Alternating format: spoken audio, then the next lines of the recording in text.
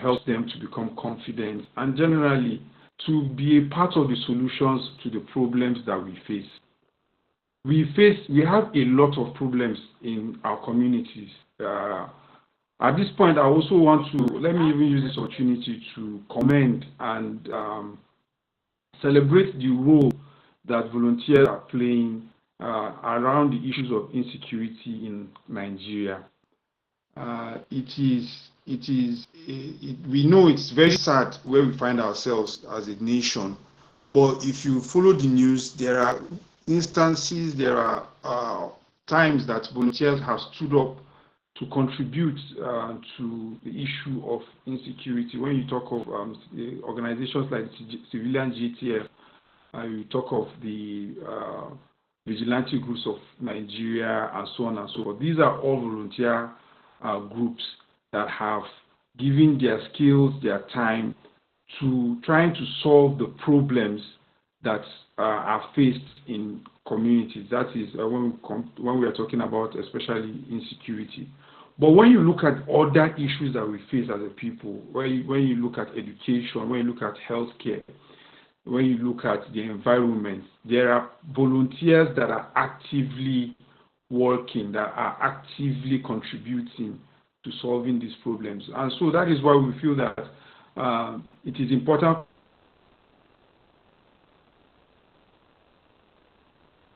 for us to provide support, some kind of support to these volunteers, to these people, individuals that are working in communities to help solve some of these problems. And that's also another reason why we have decided to celebrate volunteers today and on this International Day of Volunteering, because even the United Nations has identified the role that volunteers play in communities when it comes to in development and general in various ways.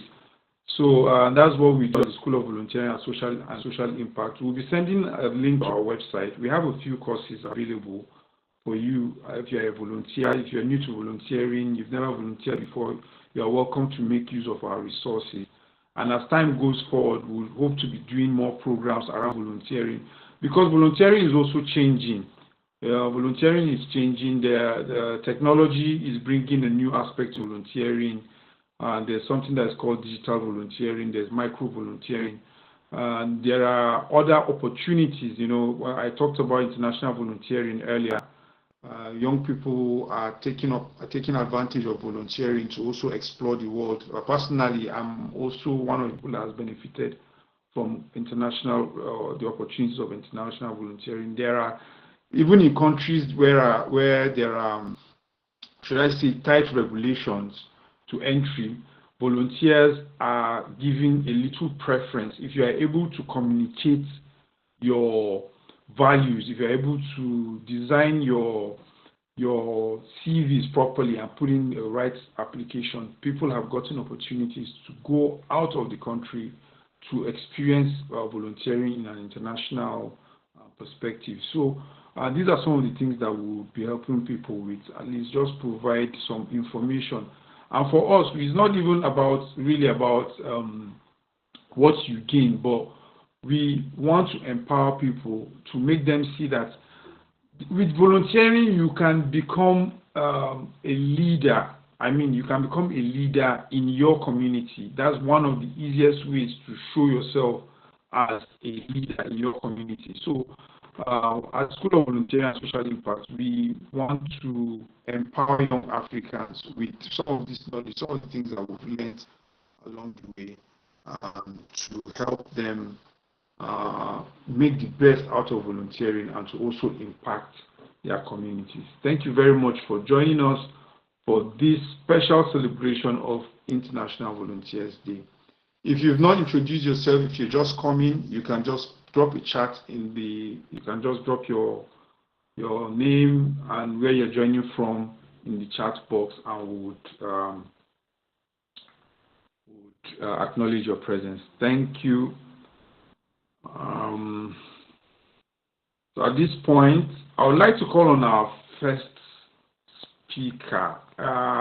Mr. Peace, are you available? Can you?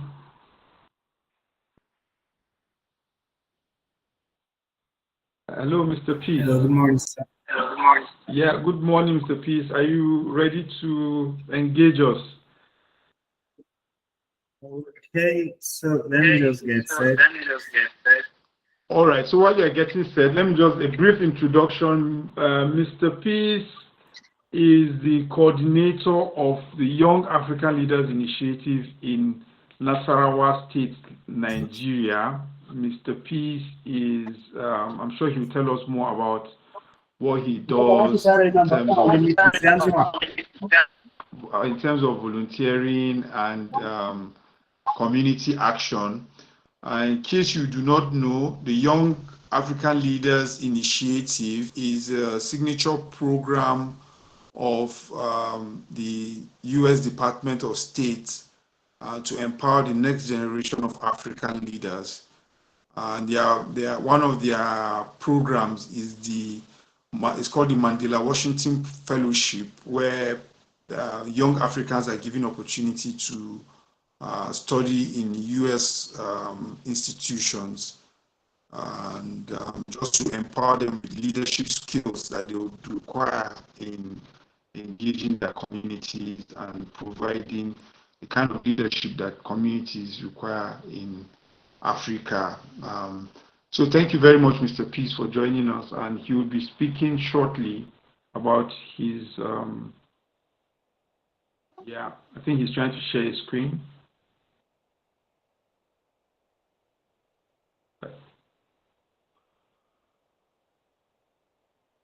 Okay, good morning, everyone. Kindly confirm if you can hear me. Yeah, good morning.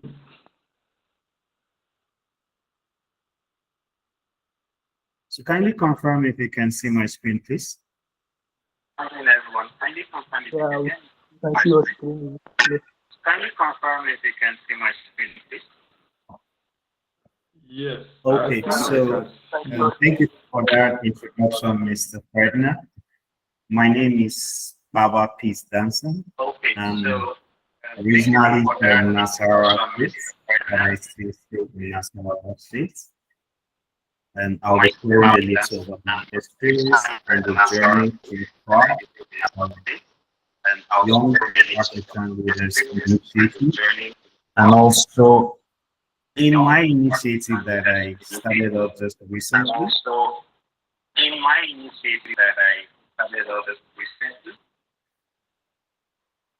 Sorry, I'm hearing a little bit of echo. Is someone's mic on?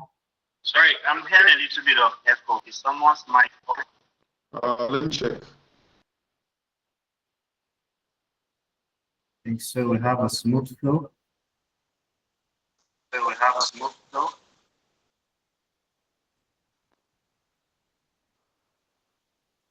You can go ahead. Okay, all right. Thank you so much. All right, so like I said, my name is Baba Peace Danson. I'm the founder of Baba Initiatives and the coordinator of Young African Leaders Network, Nasarawa State. So YALI, it's one of the arms that Barack Obama created for African youths to build young leaders across Africa. I think it happened around 2010 or so, if I'm not mistaken. And they have been doing a lot of impacts, building leaders, and also they have been training both in entrepreneurship, civic leadership, and also in education, among other scopes that we also have. So I'll be speaking from local action to global impact, harnessing the volunteer-led change in Nigeria. And I'll be sharing more of my story, if it permits me to, as a volunteer, from how I started and how it's going. So I think the first thing that pushed me was passion. Now, passion for community development. And currently, I'm a tech person, but I prefer to use the word digital literacy because whenever we use tech, people see it as an ambiguous word. So we prefer to use the digital literacy and volunteering. By volunteering, I mean in any sphere. It can be both in the primary space, it can be in the disability rights, it can be in politics, it can be just anywhere, even in church. I think I heard when our daddy said he has been volunteering in church also. I also volunteered in church. Or I used to, either ways. So I think passion actually brought me to the volunteering space. And my journey was quite different. My journey started as a personal journey where I think I was nicknamed, my dad nicknamed me, and I was always standing out or being different from my peers. And I was always wanting to give back or to do something or to just engage myself in doing something. And that has led me to a couple of volunteering roles and also engagement.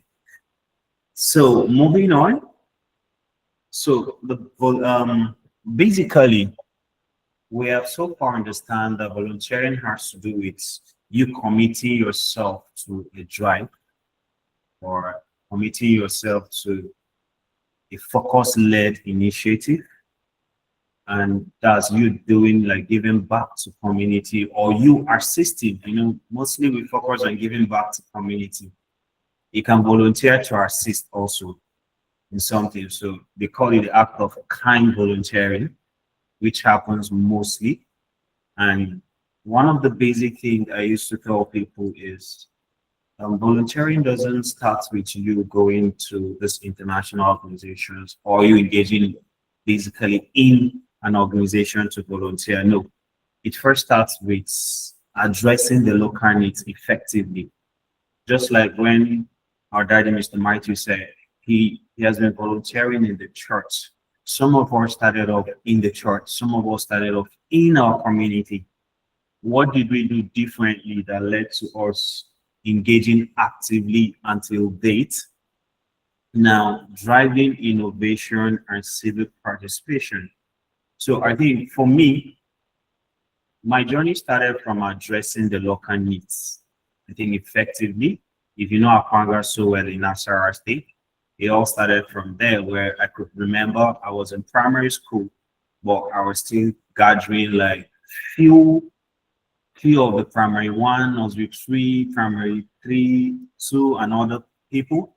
Gather them. I think I have a board that my parents created for me outside our house, and it has been there till date. I saw it recently, where I would just gather people and get jobs. Then I'll be like, I'm teaching them maths. I'm trying to teach the children ABC. I was very young then, but I was getting them involved, and we started it off that it's going to be a community game changer where every youth in my community teaches someone something. You have to like give back to your community.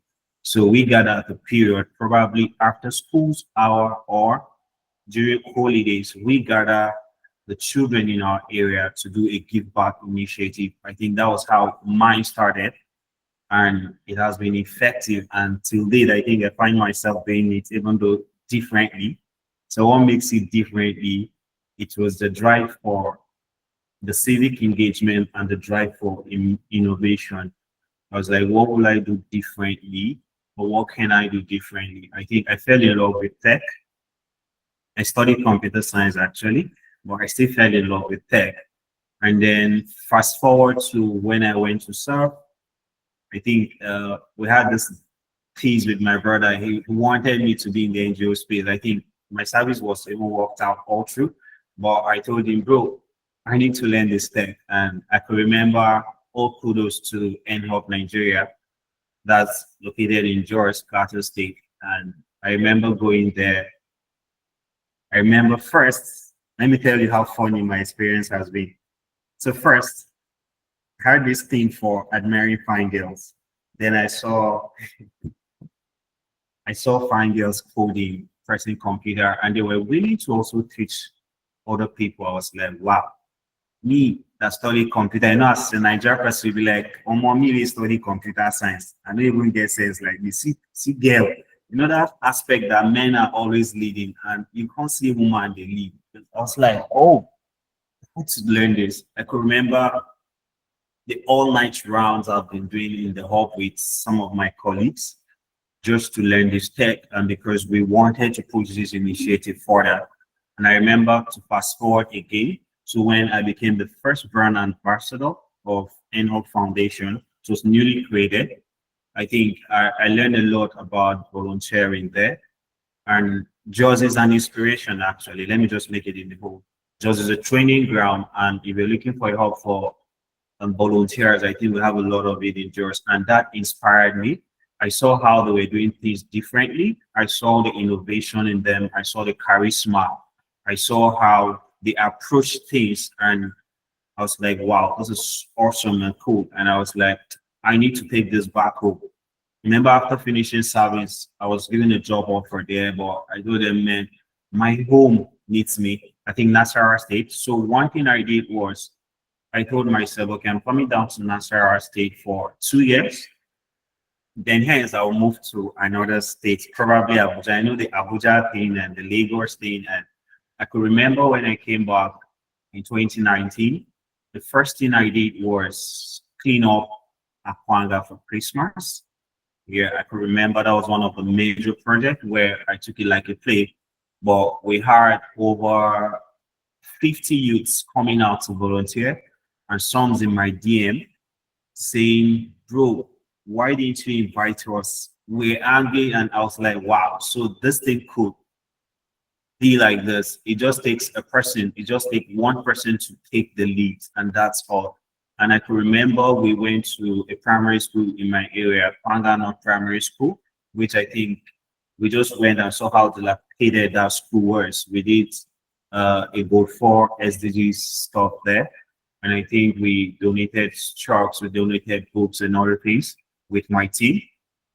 And when we did that, I think we took good and great pictures, took pictures of the whole school. Why should children be learning on this condition, somewhere sitting on spoons, you could imagine? I think then in Nasarawa State, I think someone around the educational space, the commissioner or somebody was pulled out because of some of this project. I think our pictures spoke or advocated for us, which was used to actually make him resign. And I think we had to do like a volunteer hangout where everybody has an SDG goals we come in there with. So we made it a cool spot, and it was massive with over 100 or over 200, I think, as of then in attendance. So I think that was how my journey began. Then getting a grant from volunteering, actually, you see, that helps. So I've been documenting my story. I think one thing we have to stress is the storytelling approach in volunteering or leadership in quotes. So because we believe that everyone is a leader. So I noticed that we do a lot of activities, you do a lot of volunteering, you do a lot of engagement, even from your room or as quick as talking to someone, but we don't know how to tell our story because we don't write our story.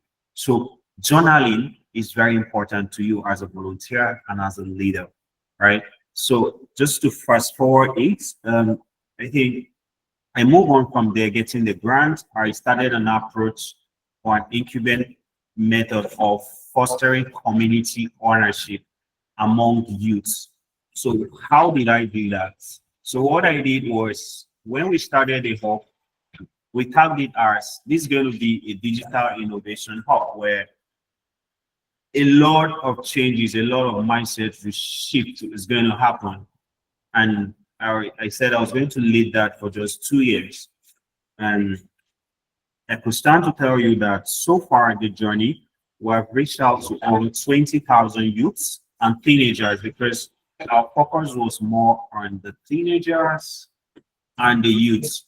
I could remember, and I remember that I was able to teach few of the people the ownership in fostering community development, in community approach. We tag it as the human-centered design approach, which I think I've been using and it's been helping a lot.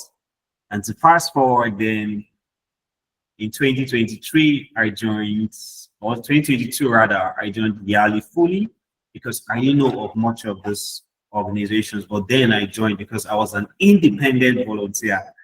I think, let me tag it that way. I've been an independent volunteer, and I noticed across the states, not just my locality, I started gaining momentum. I was having the fame I was not even aware of. Why was I having the fame? Because I was able to share my story. My storytelling approach increased and I engaged in it basically. All right. So I've shared this. This is the approach I use basically in my volunteering journey, organizing the community engagement events, which I've said it already, and also training people in the digital space, which I've spoken about it. And one thing that stood out being a leader in Yali network, especially in Nasarawa State, is it gave me this room to collaborate with both the local NGOs and the international NGOs, and also tech communities. I remember joining the developers group, and also remembering we had a lot of partnership where I was able to train a couple of people. Aside my hub, which is a tech hub also, I had gadgets and we're still on. It's called AK Connect Hub. Some of you might have heard about it. And then we moved to the wider space where I got my first volunteering contracts. This one was now paid. So you could imagine in 2020, I was just scrolling through my Facebook and I saw a pop-up from Tech for Dev. Some of you might have heard of technology for development, that's Tech for Dev. So I saw a pop-up and I was like, let me apply casually. And when I applied, I got a contract to do my first volunteering job because there's a volunteering role, but it comes with stipends in the tech space, that's digital literacy. I think we trained over 600 youths in Lafayette first. And then moving forward, I just saw how referrals to work because people go through your story, people read your story, people see what you do. As far as we'll be able to document and share your story, people will see it. So I got this recommendation, and I remember a HR reached out to me via DM on WhatsApp. The HR was, "Hi, what's up? I heard you're into ABCD in Nasarawa State. Will you like to volunteer and do this 6 months contract with us?" I was like, why not? That's why I'm in Nasarawa State, because one of my main drive was to push tech, make tech known in Nasarawa State. Was I doing it for the money? No, I was not really exposed to the money, but I was impact driven. I think that's one thing you should note about what I wrote. So I think fast forward, I think Yali, Nasarawa State have secured partnership, collaborations, and we have trained, I think, over 500 or 1,000 due to our partnership and collaboration also. Sorry, I'll be very fast. So challenges faced versus lesson learned. So what are some of the challenges I've faced? I think building behavioral change among youth is hard because it's hard to break a youth, especially a Gen Z youth. It's hard to break them. It's hard to bring a new narrative to them. It's hard to change their mindset or reshape it when what they're seeing is different from the approach you're bringing. But what made it different for me? I was flexible in coaching using strategies. What are some of the strategies I used to pace through their hearts? I think if you know me, you know me with youth, on how I flow easily with youth and everyone, even teenagers. I think what I did was the edutainment approach, the human-centered design for teenagers and for youth. Aside that, I make sure I was like, how can I make this learning fun to this particular target group? And I was able to define the approach. I was able to do everything I could. And trust me, this was absolutely free. Nobody was sponsoring me. This was me trying to do my thing. I didn't know I was learning a lot across the process. I didn't know about that. So I think that has helped me. I think I can train any mix of youths. If they like, they should be stubborn. If they like, they should be lenient. They should be whatever. I think I'm flexible and I fit into all. Another thing I had challenge with, or we do have challenge with, I think both in Yali and others, is the limited resources and stakeholders engagement. You know, stakeholders. So in Nasarawa State, I would say you invite the stakeholder or you reach out to him. You go to the office and you don't get his attention. You see people on the queue waiting. I be like, at times you get exhausted, overwhelmed. You be like, money still I'm even doing it for free. I have to catch up or make money somewhere. It was hard actually, but one thing I think that helped us was the power of collaboration, the importance of collaboration. And how did that happen? Already we have to leverage on the strength of organizations that have easy access, that on a call, those stakeholders give them access. We have to leverage on their strength, because volunteering has to go with strength work, right? Sharing of strength, right? And also leadership. It's just basically leadership, right? Then another thing was sustaining the volunteers. Because now I heard when someone defined it as giving back, and now some youths now don't want to give back or want to give back, but where is the transport money to come to the location that they will do an activity? Where is the transport money to do A, B, C, D? Where is the transport money to feed them? Beyond passion, you need to eat to survive, to do some of those things. Or you need a sort of motivation. You need a sort of motivation, right? You need a sort of motivation, and you need a sort of something, right? So I think what helped me was empowering teenagers, empowering youths to become change leaders. I think the spirit of ownership, I told you, ownership, focus, or driven, or community-led project, it's what has been helping me. All right, so those are some of the challenges I faced and the lessons I learned. Quickly, connecting my story to the global development, I think, using the SDG goals, because I was able to define every story, because I noticed we have issues, especially youths, when telling our stories. We don't have a niche, we don't have a drive. It's good to volunteer everywhere, but what is your niche? What are you so much interested in? Do you want to reduce inequalities? Do you want to build infrastructures? Do you want to promote decent work? Yes, I do a lot around promoting decent work, yes. But I rally all of them down to the quality education, because I am empowerment focused or driven. And I do that through making. If you sort yourself out, you can continue with your presentation. What are you so much interested in? Yeah, he's back. Do you want to reduce inequality? Hello, sorry. I didn't get you, sir.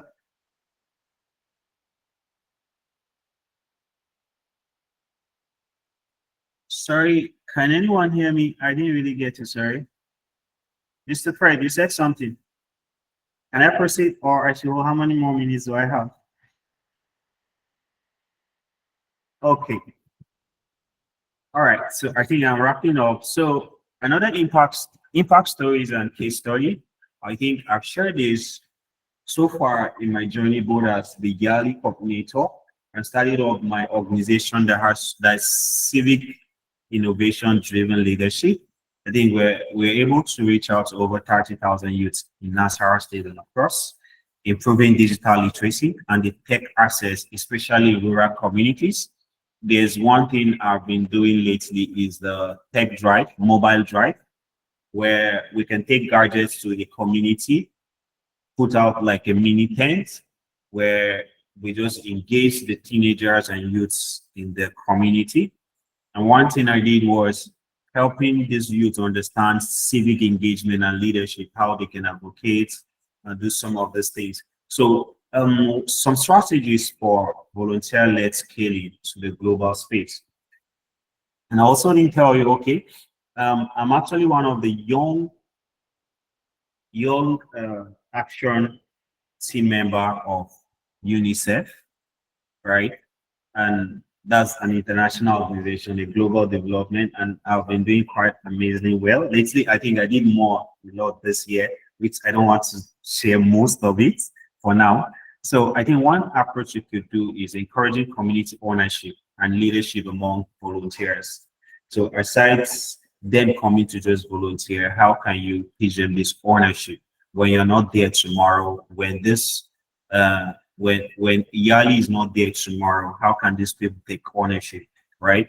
And another one, I think, using technology to manage and expand voluntary exports, right? Just like what the SSVS are doing currently, they're trying to manage, expand our scope, guide us, and reshape us. I think they are courses that could empower and expand your reach, right? Another one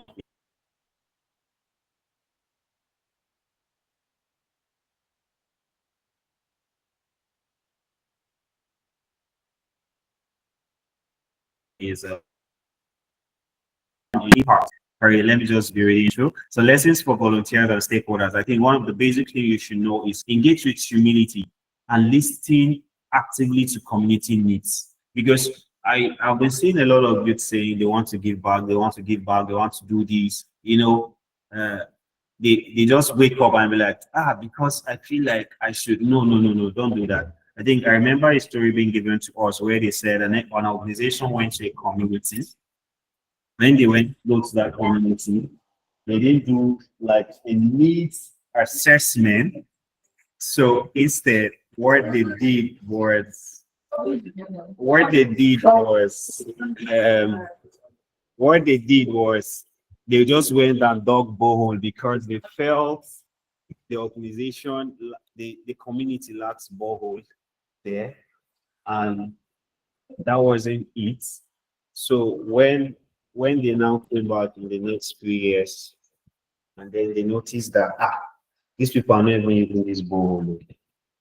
They are not even using this borehole. So they now sat with them and asked them how far. They were like, the stream our children do go to fetch water has been the best for us, because I think the adults, that when the children go to the stream, that's the only time the adults have time for themselves, right?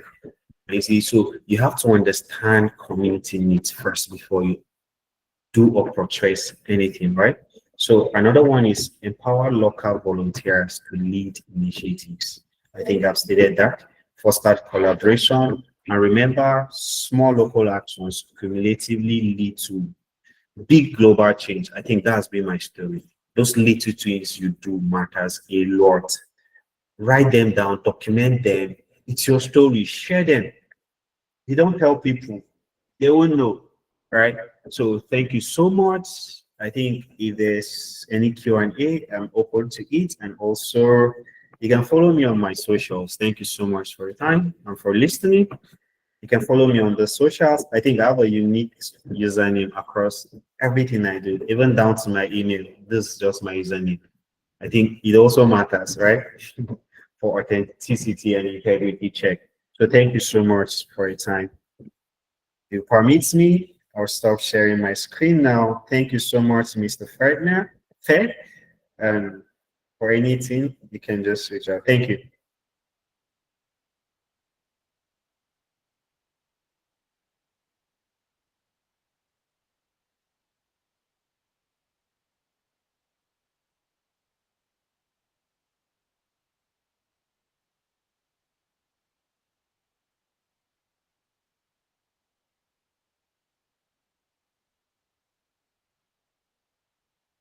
Hello, Mr. Fed. Are you here with us?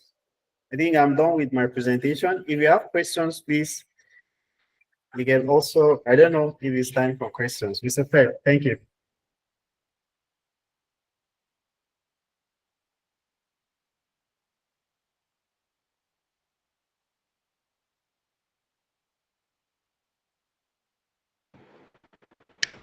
Okay. I have a question. Good morning, everyone.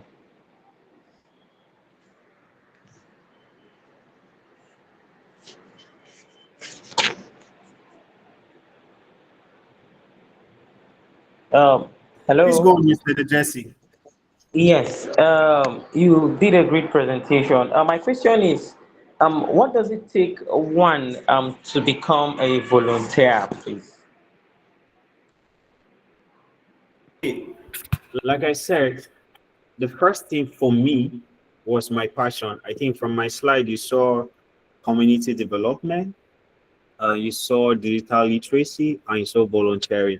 I just wanted to change a course. I think for me, I wanted to change a course in my community. That was the first thing for me. And another one could be that you want to improve, or you want to add up to your knowledge or skill sets, or learn something new. Because volunteering is not just about you giving back. No, it's about you learning while in the job. I think that was my kind of approach also. So it's a two-way thing. Your passion, if you want to build more skill sets, if you want to network, that network is very important. I think I made a post recently. I made a post. I told people that one place, sorry for the Christian people, I think this is, you could relate this. One place you could easily learn a skill and meet experts for free is the church. And how do you do that? By joining department, because most of those experts are active in some of this department, and you can bear me witness. And you have access to them, you have access to learning, because they'll be like, you have been consistent. Start coming to my office. Okay, what do you want to learn? I want to teach you. Or the organization, the church, or the department can be like, okay, I think we should teach this person how to do this. They are the next upcoming generation to pick up from there. So I think those approaches too matters. So you can use sense, or if it just, it mustn't be passion, it mustn't be you want to change the course. If you want to learn and make money, I think you can use some of those approaches also. It's allowed, but it still has that you volunteer, you gain it. So thank you.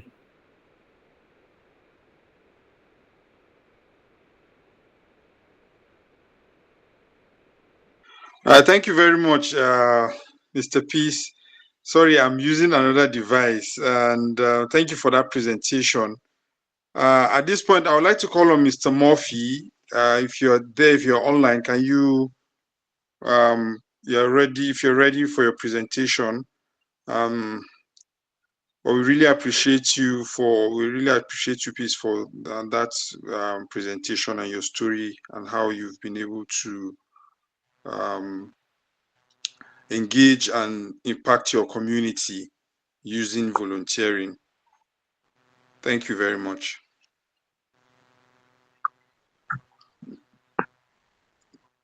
Hello, good morning, Yeah, everyone. Mr. Murphy, are you? Can everyone hear me? Mr. Ferdinand, can you hear me from your Yeah, end? please go ahead, Mr. Murphy. We can hear you. Okay, great. I am so happy to be a part of this meeting today, and I'd like to use this moment to acknowledge the greatest of volunteer, who is God, and without Him, we are not who we are today. And then to the organizers of this meeting, Mr. Ferdinand, thank you so much. Samantha, Judith, to Mr. Ovo, and then to the SVSI team. Thank you so much.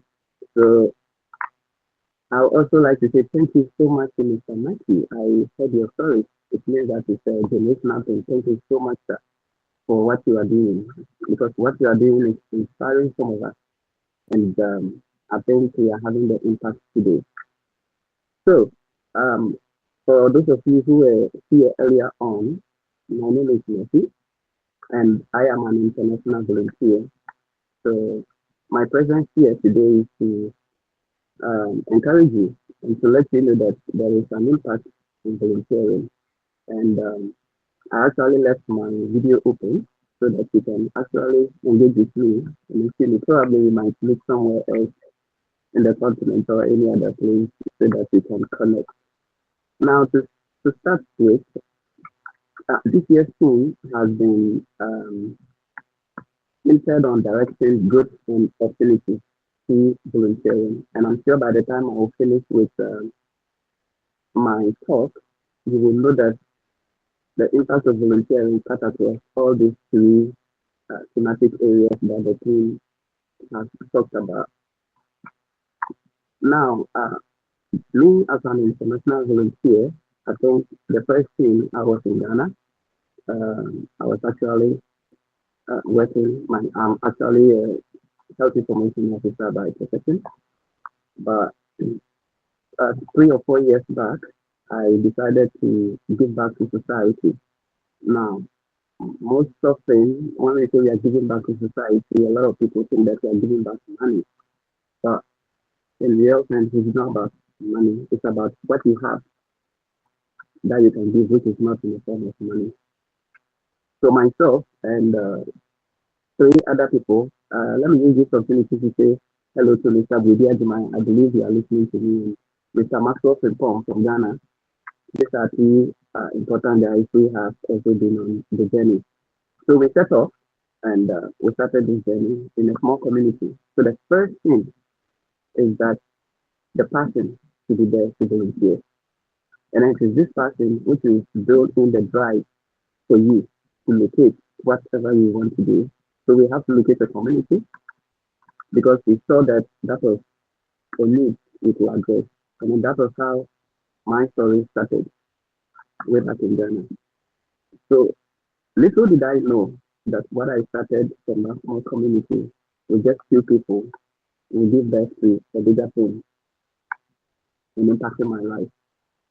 Fast forward, after that initial engagement, then my volunteer journey, international volunteer journey started from there. So because I was able to volunteer in my own community, it opened the doorway for me to have access to certain international organizations. It actually enriched my CV, and then international organizations started reaching out to me. Though you might try a few times, but don't give up because I've been there before and I know how it feels. So from there, then I left Ghana and I started my international volunteer journey. So I had a chance to be in about three African countries. That is in Sierra Leone, in Guinea, and in Liberia. It was volunteering which took me to all these three countries, and I must say that it was very easier for me, whether I'm using flights, whether I'm going to land, because I was a volunteer. Wherever I get to, they just give me free passage. Oh, just go, just start. Thank you, sir. And that was really amazing because that was my first time that I was getting that, free access to connect to anywhere that I wanted to connect to. Now, um, what impact greatly has it given me? Professionally, I have been impacted aside my health information officer background, but I have had a personal um, impact too as well. And as Keith was speaking, you need connection, you need a network. Honestly, in everything that you are doing, you need a network. And I must say that volunteering was able to open the door for me to network with a lot of people across the group that I wouldn't have even imagined.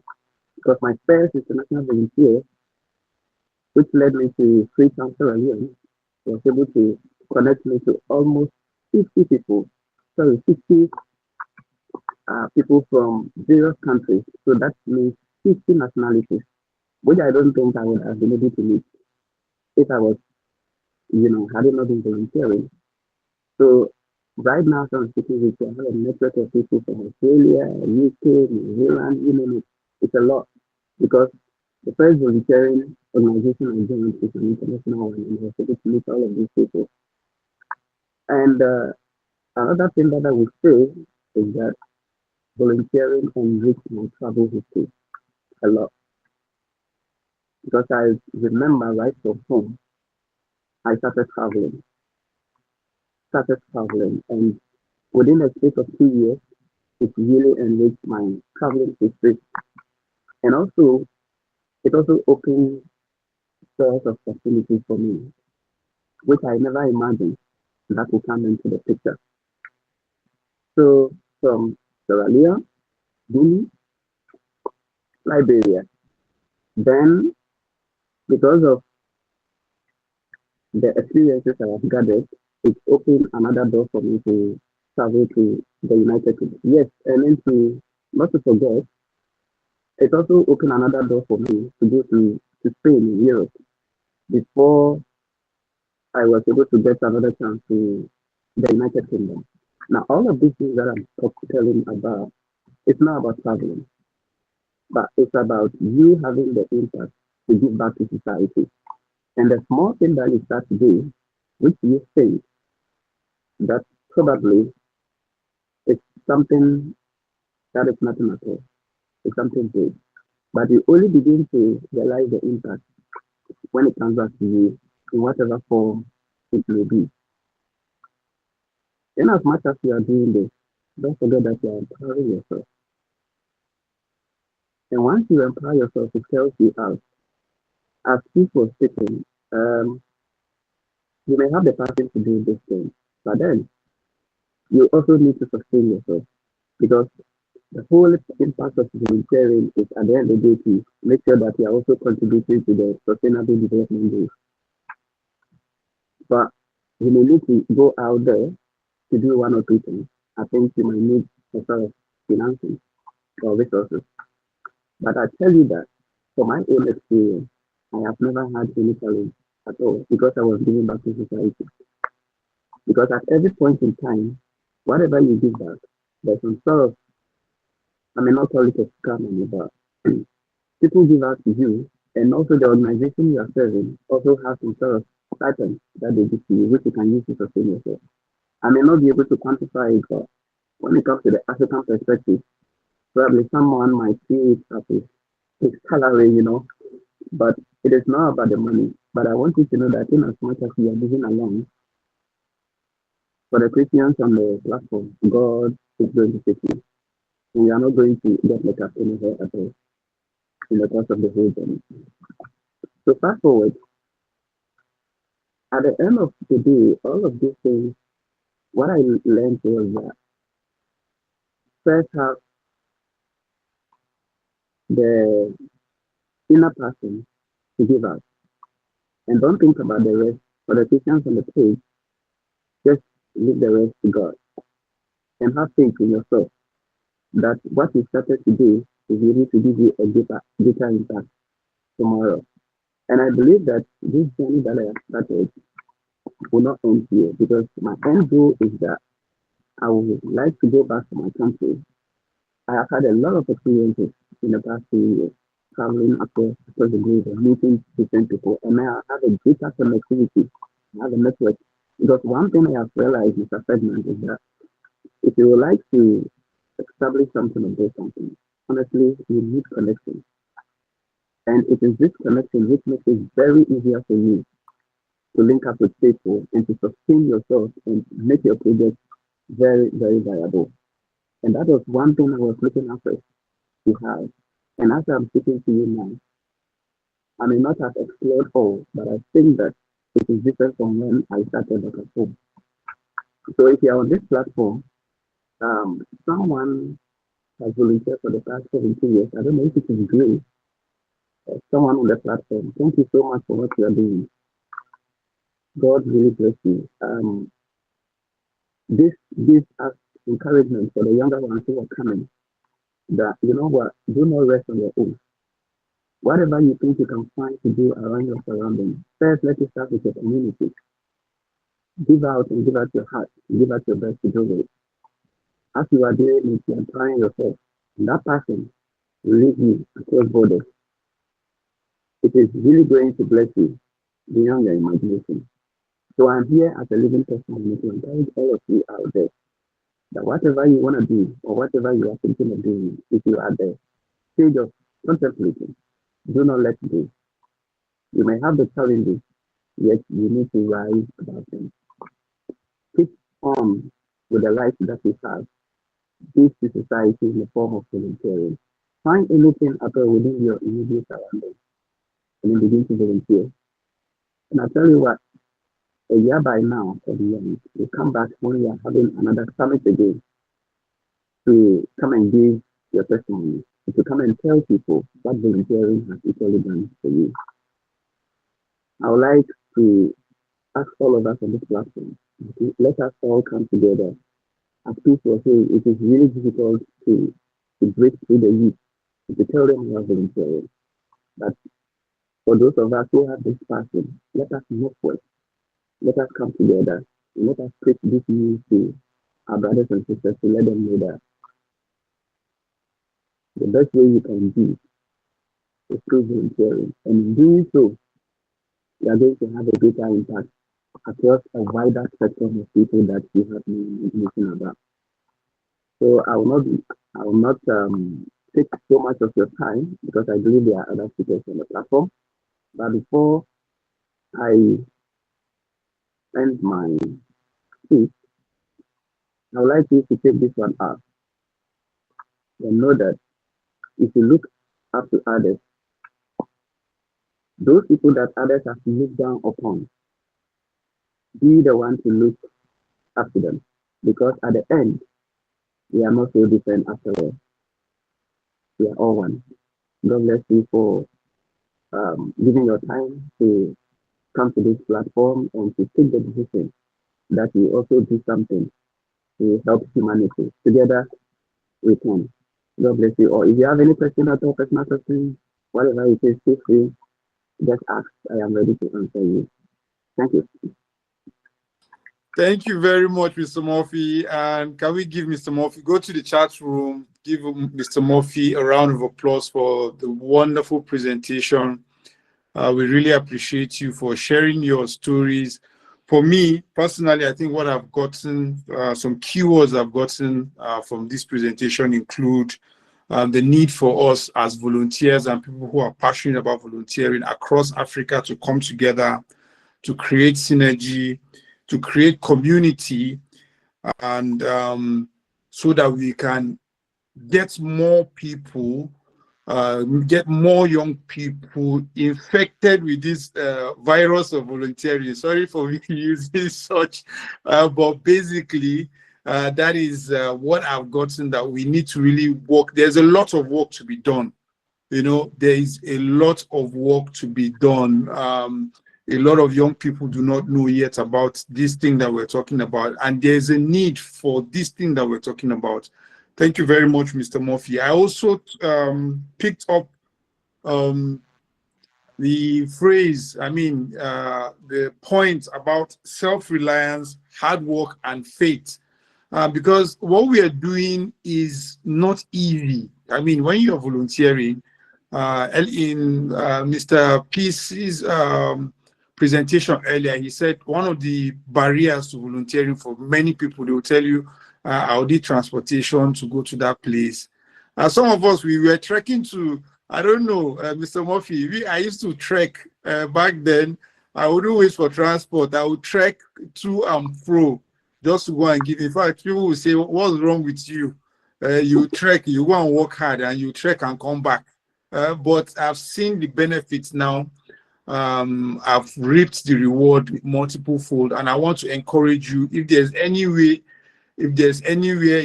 way you can contribute to your community, I want to assure you that you will find it worthwhile in the long run.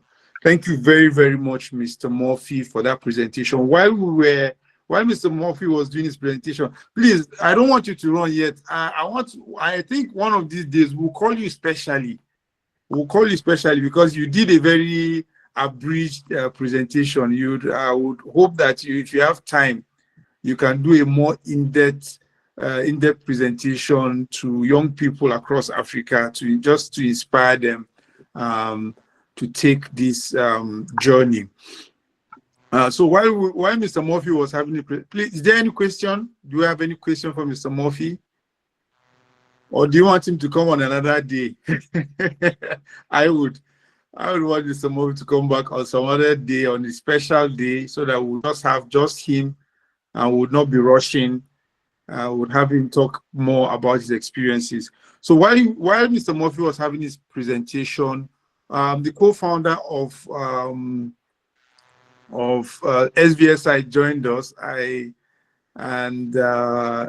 One of our key volunteers too, Miss Yo-Yo, joined. Please, can you guys introduce yourselves and take charge. Okay, good morning, everybody. It's been an interesting program thus far. I am Uyo Yomona Okozi, all the way from Jos Plateau State. And I'm so happy to be here and sharing the experiences of all the volunteers here. Thank you Mr. Ferdinand, for availing me this opportunity to learn more. Thank you. Yeah, thank you. Thank you. Judith, where are you? I can't see you. She's also a very passionate volunteer. I think she should also share her story. 'Cause at this point, we'll be taking volunteer stories from everybody who's been here. If you've had any particular story, if you've had any life-changing experience that you want to share, it's this is your opportunity. Today is International Volunteers Day, and we are celebrating the role of volunteers. We are celebrating the impact of volunteers in our communities. And just as I said earlier, during my opening remark, I want to I think during this program, we are specially recognizing the role of volunteers who are contributing in Nigeria's security situation currently. I know that there are lots and lots of volunteers who are actively engaging in their communities to help secure their communities, and some have even paid the supreme sacrifice. We want to celebrate them during this program. And if you have any stories, please, the floor is yours. If you are too shy, you don't want to speak, you can just drop a message in the chat box and we would be happy to read your comments. Thank you. Hello, my name is Patrick. Hi, Patrick. Go ahead, Patrick. Thank you for joining. I'm an international and national volunteer. I just want to give my own experience. I started my volunteer in Nigeria, in Plateau State, National Blood Transfusion Service. One thing I want to tell people about volunteering is about the passion, the commitment, and the sacrifice. Anything you do for free, you will have a reward, a good reward. If you do bad, you have a bad reward. If you do good, you have a good reward. When I started as a volunteer in NBTS, I donated blood. Now it's about 40 something times. So anytime they call me, I'll always be around to donate. I'm O negative, so I normally donate.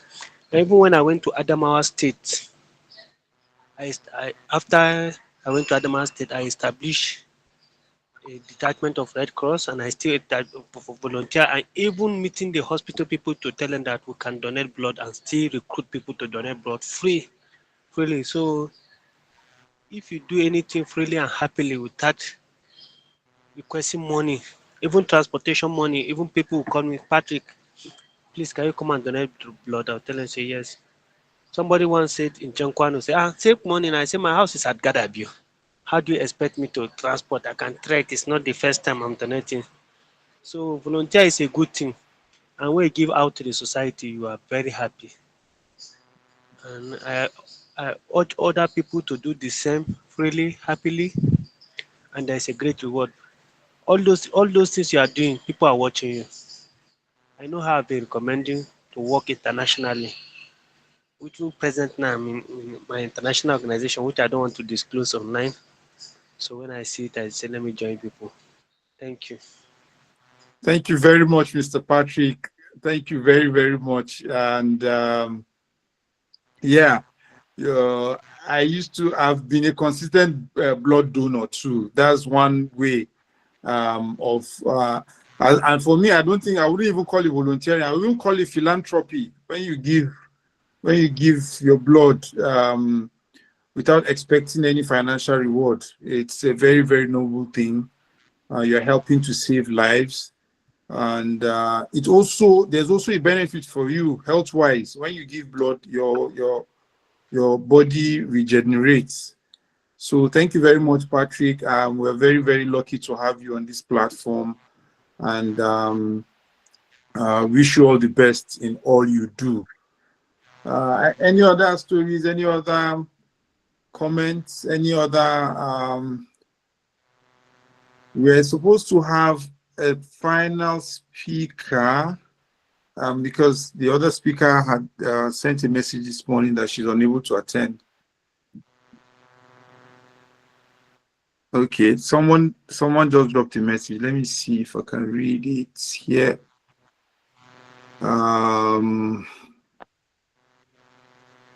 Yeah, Benjamin Edache just said, mine isn't easy. Saw a flyer about learning to dress, which was focused mainly on primary schools, providing uniforms and providing writing materials in Maiduguri. I got to it from Facebook, so I had to apply. It's not been easy because I do skip classes to go for the preparation before the final day. And truly, it's all about passion. I have from childhood. We were up to 50 that came for the program, volunteer program, and thank God it was a success. Wow, thank you very much, Mr. Benjamin, for sharing that story. We also have a message from Otto Obong Effiong. He says, it's always good to volunteer for humanitarian service. Rewards is beyond doubts. True. So if there's anyone who is doubting, I mean, when we sent out the form, there were a couple of people who had responded saying they had not volunteered before. We want to encourage you. It mustn't be anything big. You can just start from your community center. Is it a mosque? Is it a church? Is it just a primary school by the roadside in your community? You can start from there. You can start from even just gathering young children. If you have a strong literacy, if you know how to read, there's a challenge about reading in communities in Nigeria in particular. I know that. If you just want to teach young children about how to read properly, or you want to teach them how to write, there are many problems. We have so many problems, and that's why we say there are lots of opportunities. There's a lot to be done. If you have an eye for service, you realize that there's a whole lot to be done in terms of community development. There are opportunities that exist. So you just have to be, when you're passionate, you will be able to identify some of these things and ways through which you can contribute, and from there you can now collaborate and build synergy with other organizations or other individuals to build the project. And we will also be very happy to hear from you at SVSI, School of Volunteering and Social Impact. Our mission is to provide support and training for individuals like that. We like to help the helpers. Volunteers are helpers in communities, and we are the helpers. We are the help to the helpers. So we encourage you, whatever it is. We have a few courses online that you'd be able to also take advantage of on our website. I'll be sending the link to the website shortly into the chat group and via the emails and I will be sending after the program. So are there any comments, any other stories, volunteer experiences, does anybody want to talk about it? Yeah, I just got a message from Hajia Abubakar. Let me go to the chat box. Let me see if I can read that. Hajia Adama Abdulkader. What I learned about volunteering journey is being able to speak up, dedication, consistency, capacity building, and all. You must have the passion to put your mind on the goal. The prayers you got from the community people is second to none. Absolutely. You get to meet people, you get to touch lives, and people would really appreciate. You can just imagine because one thing about volunteering is that it's about pain points. When I talk about pain points, there are places in our communities, there are things in our communities that are a pain to some people. A couple of people find it very painful. For instance, if the educational system in the community is bad, and some people are unable to read, some children are unable to read, that is a pain point. So when you come there as a volunteer, you are trying to solve a pain point. And once you solve that, once you engage that pain point, there you get to get a lot of positive feedback. You get to get a lot of prayers, I mean, from the members of the community that you have worked with, that you have engaged with. It is not easy for those of you that haven't volunteered before, so that we don't make it look so easy. Volunteering is not easy, and but if you have the mind, you have the heart, you have the passion to do it, it becomes very easy. Yes, I've got another message from Al Amin Said, and he says, mine is an experience through security challenge we are facing in our community. So personally, I've come together with the youth in the community and we help in guarding and the community. We saw impact in many people, and they are appreciating our efforts and those of others who from other communities who are copying what we did and waiting for external efforts. Wow, that's amazing. Thank you very much, Alamin Said, for your service. And yes, this is exactly what I was talking about earlier, I think during my opening remark. And today, as we celebrate International Volunteers Day at SVSI, we are in particular celebrating. Yeah, okay, there's someone that has their hand raised. Yeah, you can speak. If you have your hand raised, you can go ahead and speak. But what I was trying to say is that we're celebrating volunteers who are contributing in the area of security. If you have your hands, can you just unmute your mic? If you want to say Okay, all right. something. Okay, thank you very much, Mr. Fred and everyone on the call. It's amazing to be here. My name is Maxwell Austin. So I just want to share, right, from my experience and what volunteering has done to me so far, right? So I think as a fresh university graduate that just finished NYSC, right, I was stuck between choosing a career path that aligns with the course I studied in school or venture into teaching, right? But then I met somebody that changed that perspective about me. He told me, young man, I have an NGO. I would like you to, come over to Abuja, volunteer, pick up some skills. I said, okay. I came in. I started observing, started asking questions, started volunteering. And then I just got intrigued by that term volunteering, because for me, I saw volunteering as an opportunity to learn skills, right, and also give back to the community. But most importantly, to build your own capacity. Volunteering did that for me. So while I was volunteering, 6 months later, I noticed that the community where I was staying in then had this issue with a lot of landlord built houses without putting in toilet in it, right? And access to toilet and access to sanitation and water is one of those SDG 6. Is a fundamental human right. So I wanted to understand the concept of advocacy, how I can do to solve that challenge. And he guided me. I was able to meet the community leaders, start talking to landlord associations. In fact, because of my intervention, the community formed a landlord association, right? And because of that, we're able to mobilize funds to build a public toilet and a borehole project in that community for people that don't have access to toilet in their compound, right? And that project got me recognition from Federal Ministry of Water Resources, UNICEF, and from there was invited to UNICEF Sanitation Hackathon, right? So why am I saying all these things? Because for some of us that are not caught within what am I passionate about? Yeah. You don't know the kind of career trajectory you want to follow. Volunteering can help give you that clear demarcation. Yeah, for you to understand, yeah, this is actually my passion in life. For me, I was drifting towards becoming, a lecturer. That was why I did my master's in geophysics, right? But volunteering helped me to recognize I can be a lecturer, but a lecturer with a difference, a lecturer that impacts life.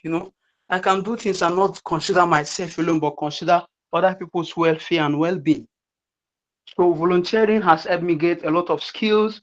I had a lot of fellowship I've attended, courtesy of volunteering, and I built capacity. I can't emphasize on that. I built capacity of volunteering. I'm telling you that I'm a certified project manager today, all stem from, my volunteering activity.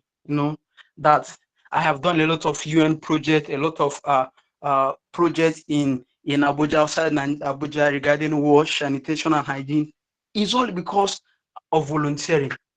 And if you want to do volunteering, like most of the speakers have said, forget about what you're going to benefit, right? Look at it as what you are doing for the community. Look at it as something you're doing without a service you're rendering without having anything in anything back. Right? And after what, it will pay back. It will pay back so heavily that you're going to say, wow, I can attend this site for volunteering. So I want to encourage all of us. You want to pick up a new skill, volunteering is your call. There are organizations out there that are looking for somebody that say, I want to volunteer, even though there's this position is not vacant. I want to volunteer, I want to learn one or two things, I want to become part of this organization, contribute my experience and my skill to this organization. And they'll call you in as an intern, as a volunteer. Before you know it, when there's a vacancy there, you are the first person they will think in line, right? So it is important for us to look at volunteering and not just an act of service alone, but an act or a process where we're able to develop your skill and build competencies and capacities that will guide you through the professional career trajectory, to your professional journey. So thank you very much for this opportunity, and it was an amazing dialogue. Thank you so much. Wow, thank you very much, Mr. Maxwell, for that very, very in-depth, very touching, inspiring story on how volunteering has changed the course, direction of his professional life. Yes, that's one of the things, I think even for me personally,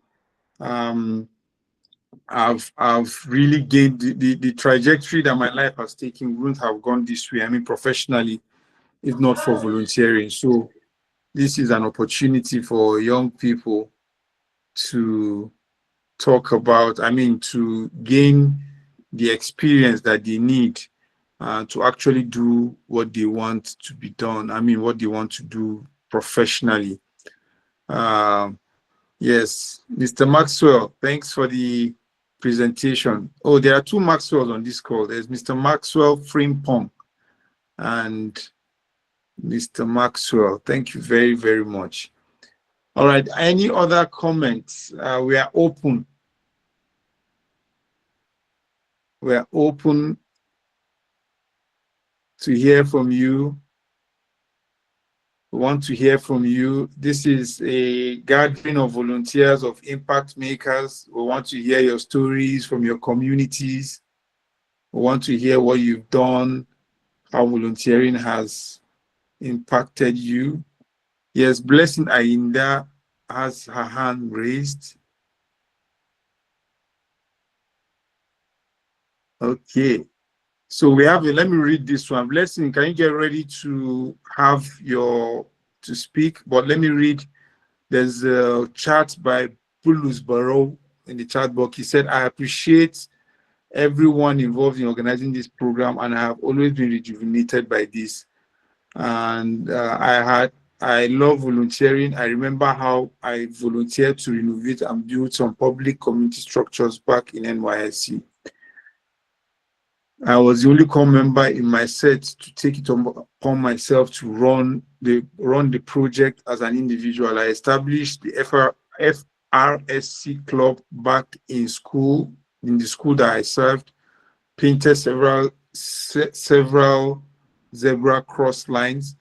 We had the FRSC staff come do safety campaign in the community, restored broken road signs, installed national flags in at least 3 community schools. I was almost concluding a speed breaker project with the state government, who were willing to partner, but my time expired as an NYSC core member. So I had to hand over to the next leader to complete the project, which I got disappointed because he wasn't as passionate as I was. My sacrifices to transport myself from the village I was serving to the state capital and to appeal to the community. Though coming back home from my NYC, I couldn't get like minds to continue. But this has rejuvenated me since I have now found a community of like minds. Yes, Mr. Bulus, this is a community of like minds, and at SVSI, School of Volunteering and Social Impact, we hope to provide support and encouragement to community workers and volunteers. Do we have any comments, other conversations? Before I hand over, I want to hand over the mic to Yo-Yo Muna Okozi, and to take charge of the rest of the proceedings. I've been speaking a lot. Yo-Yo. Hello, everybody. Can you hear me? Yeah, we can hear you. Okay. Sorry, I didn't get you because I was cut off. Can you come again with? Yeah, I just said I was going to hand over the mic to you because I've been saying a lot. I was hoping that you just take charge. We have one presentation. We're still waiting for. I think he's going to join us any moment now. Mr. Ovo Otarigo, who is a civic leader and community development advocate. He was the winner of the 2021 United Nations Volunteer Award. We're expecting him to join us shortly, but before then, we are still taking stories from other volunteers. Yo-Yo, do we have? I thought we were going to do some kind of icebreaker. We have some data to win and so on and so forth. Is it something that we can do now?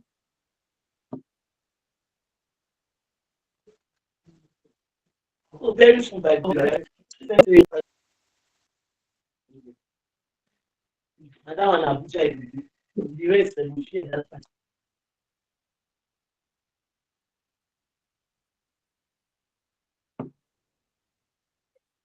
All right. It's all right. Is there anybody's hand that is up? Yes, Grace hand is up. Okay, Grace. Is that Grace Okeke, or if your hand is up, just unmute your mic and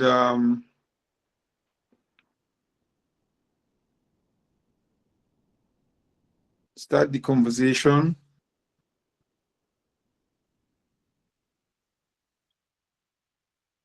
Good afternoon, everyone. Hi, Grace. Yeah, I want Good to afternoon. Afternoon. well done. Yeah, I want to appreciate you guys for this gathering. It was a wonderful one. I want to share my experience as a volunteer. I'm volunteering with Nigerian Red Cross here in Abuja. The volunteering has exposed me to many things that I didn't know about. It is a nice one to volunteer. Once you volunteer, you'll be recognized. Once you volunteer, inside you, you'll be happy that you are touching life. You are putting smiles in the life of people that need special care or special assistance. There is no way you will volunteer without being benefited. Physically, you will benefit. Spiritually, emotionally, you will be confident that from the little effort, little time that you have dedicated for something like this, somebody else somewhere is happy. Somebody else somewhere life is being touched, is being motivated, is being lifted up. There's incident that happened, MPOS. I don't know if people are aware of the MPOS outbreak in Nigeria. So because I am there to volunteer, I volunteered in the office quite all right to help them in their database, to manage the database, upload the other volunteers database and all that. But my presence made them to recognize my effort, the input I have added. During the outbreak, they asked me to, okay, you can do one or two things in the field. Or you go out, let us sensitize, let us create the awareness to the public that a disease is around, the precaution the community have to take, to put in place for them not to be infected. So when you are volunteering, definitely, if it is not that moment, someday, sometime, you'll be called upon to come and handle one or two things because they have seen your capacity that you can do it. So I'm happy to be a volunteer, and I pray I will continue to volunteer in many places. And I also volunteer in the church. There's one organization called Spiritual Bible Reading. I volunteer. I make people to read their Bible to finish a whole testament in 1 month. So it's a way of helping individuals to achieve great success.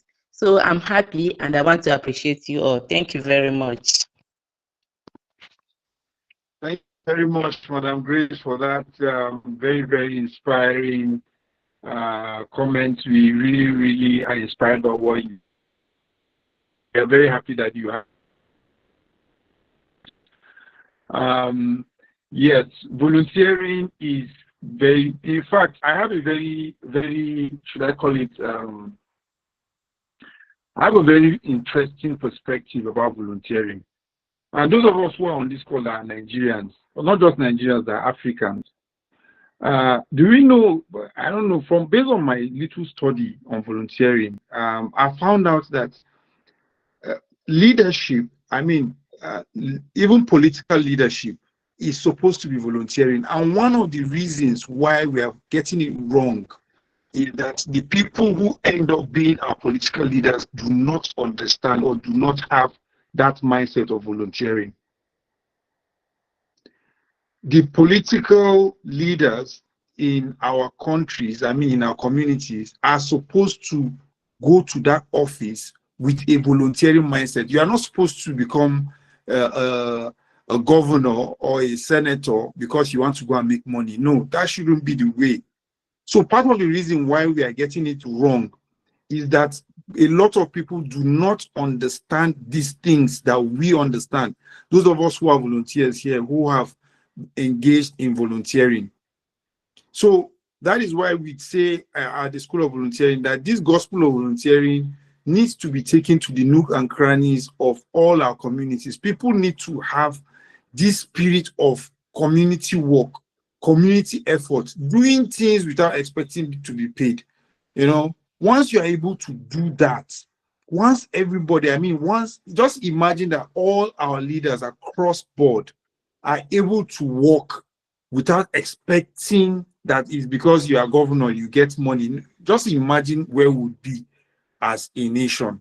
Just imagine where we would be in our community. Just imagine that the chairman of your local government goes campaigns to get voted to sit on that seat without expecting that he's going to get anything out of, any financial benefit of being on that seat. Just imagine that we have such in the over 700 local governments in Nigeria, that each and every local government chairman in Nigeria goes there with a volunteering mindset. Just imagine where we would be as a people.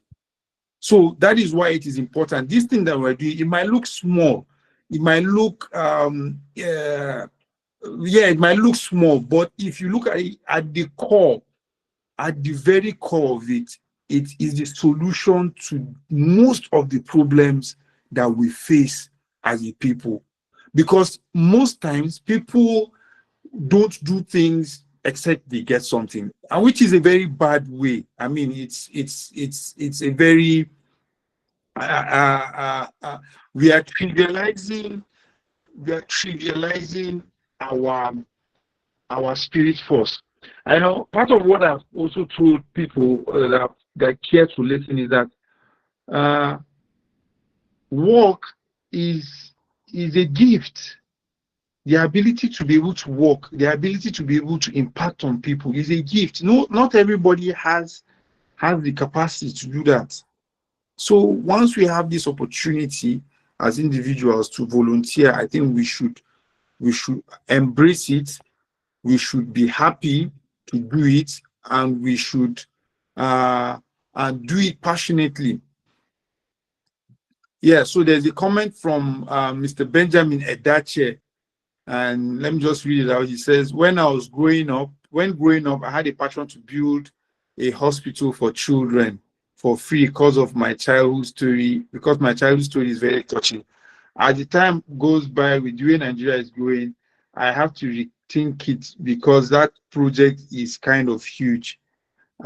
Being in the University of Maiduguri, I came around some passionate people who are passionate about the field, but a smaller way, like Paddy Girl. We are just three friends that have this vision. Looking forward to this by God's grace. Yes, this is amazing.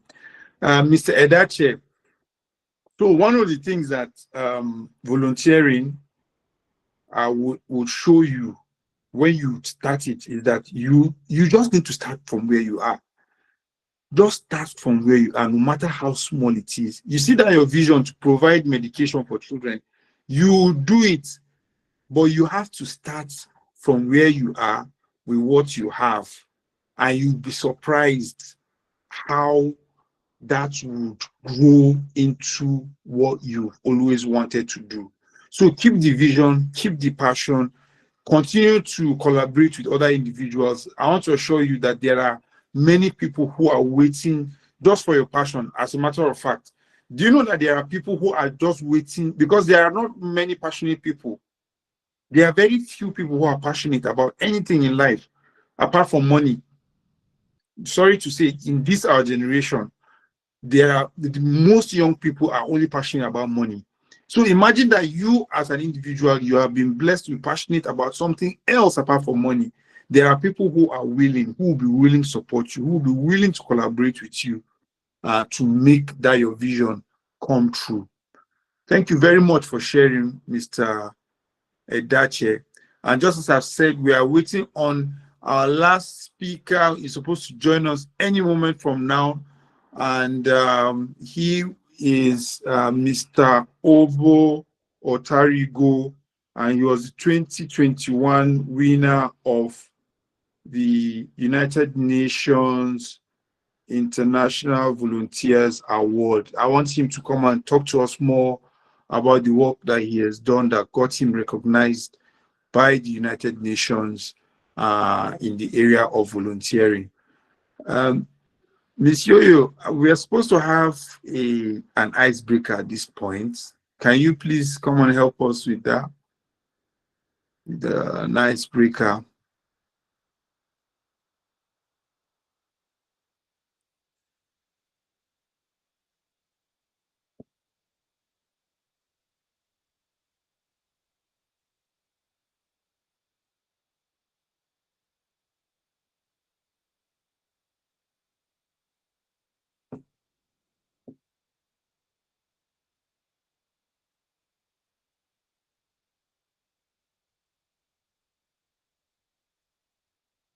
We're supposed to have an icebreaker at this point,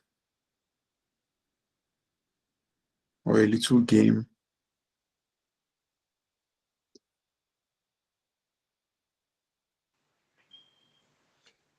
Hello, there are some people that their hand Yeah. are up. I will give them this chance. Yes, yes. If there's anybody whose hand is up, the person can go ahead and speak, please. Anybody who has his or her hands up, can go ahead and speak. Just unmute yourself. But if you are too shy, you can just drop a message in the chat box. Yeah, good morning, everyone. Hi, good morning. Yeah, my name is Blessing Ainda, and honestly, what you guys have shared here actually related to me. I started this voluntary journey when I was still in school, and so far, it has been challenging though, because you have to go for events where they will just leave you, and then at the end of it all, they will tell you thank you. But then going forward, I came to understand the reason why I volunteered, and I actually started networking because before I would just go for events, come back, and then I'm still the same. But subsequently, I think a lot of things changed about me. I was able to meet a lot of individuals, and thank God for it all. I've been able to get a job for myself through volunteering, and I would say it's not a waste for those upcoming and thriving to fit in the volunteering space. I know how challenging it can be, like some of us shared here. I know how tiring and exhausting it can be. I've been asked questions several times. All these things you do, you are not being paid for, but each time you see you going out and going in and all for programs, I mean, like, I know what I'm trying to get. I know what I want for myself, and I feel like I just follow my path. And through the volunteering processes, I've been able to change myself, and God's willing, next year I've even gotten a lot of job opportunities of which I am selecting from just because I am a volunteer. And yeah, that's basically all I have to say. Thank you. Thank you very much for blessing us with your story, Blessing. Yeah, very, very inspiring about how your experience as a volunteer has opened up doors and given you opportunities and professionally. Yes, I've said this on over and over again. For young people, the easiest way to get work experience is through volunteering. The easiest way to get work experience for a young person, because when you apply for a job now, they'll tell you you'll be asked for 5 years work experience. If you've not volunteered, you can't get it. So the easiest way to get work experience is to volunteer. So thank you very much, Blessing, and we wish you all the best in your professional life. We are still waiting. Mr. Ovo will join us shortly. Just as I've said, he's the 2021 winner of the International United Nations Volunteer Awards. He's civic leader and youth development advocate. He's also an author and executive director of IDYL Initiative, where he drives programs and mobilizes young people for social change. He's going to be joining us shortly for the last presentation in this program. I'm sure once he joins, we would start. So if there are any other comments, any other stories, we'll be happy to hear them at this point. If your hands are up, or Okay, good morning, everyone. hi, good morning, sir. Morning. Okay, my name is Gowok Goledi Joshua.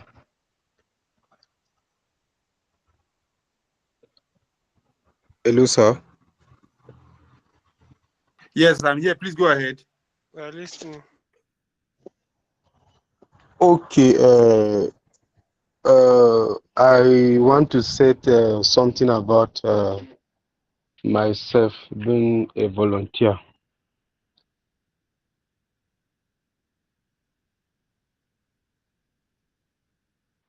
Yes, please. We are happy to hear. Please go ahead. In my service here, because I serve in nowadays, people are just moving around. That they are looking for coppers that they want to volunteer. I think they came to the Corpus Lodge, they talked to us that they need volunteers, and unfortunately, most of my core members, they are asking, are they going to pay them? They are not going to do any work that at the end of the day, they will not pay, and this and that. But for me, 5 of us, we now give them our names, phone number, and the man just collected it, and they just left. After 1 month, they will now got a call that they are inviting us for one training like that. That we are going to spend 3 days. So we should now bring our clothes. They now we now went to Shandan Road. That is the most popular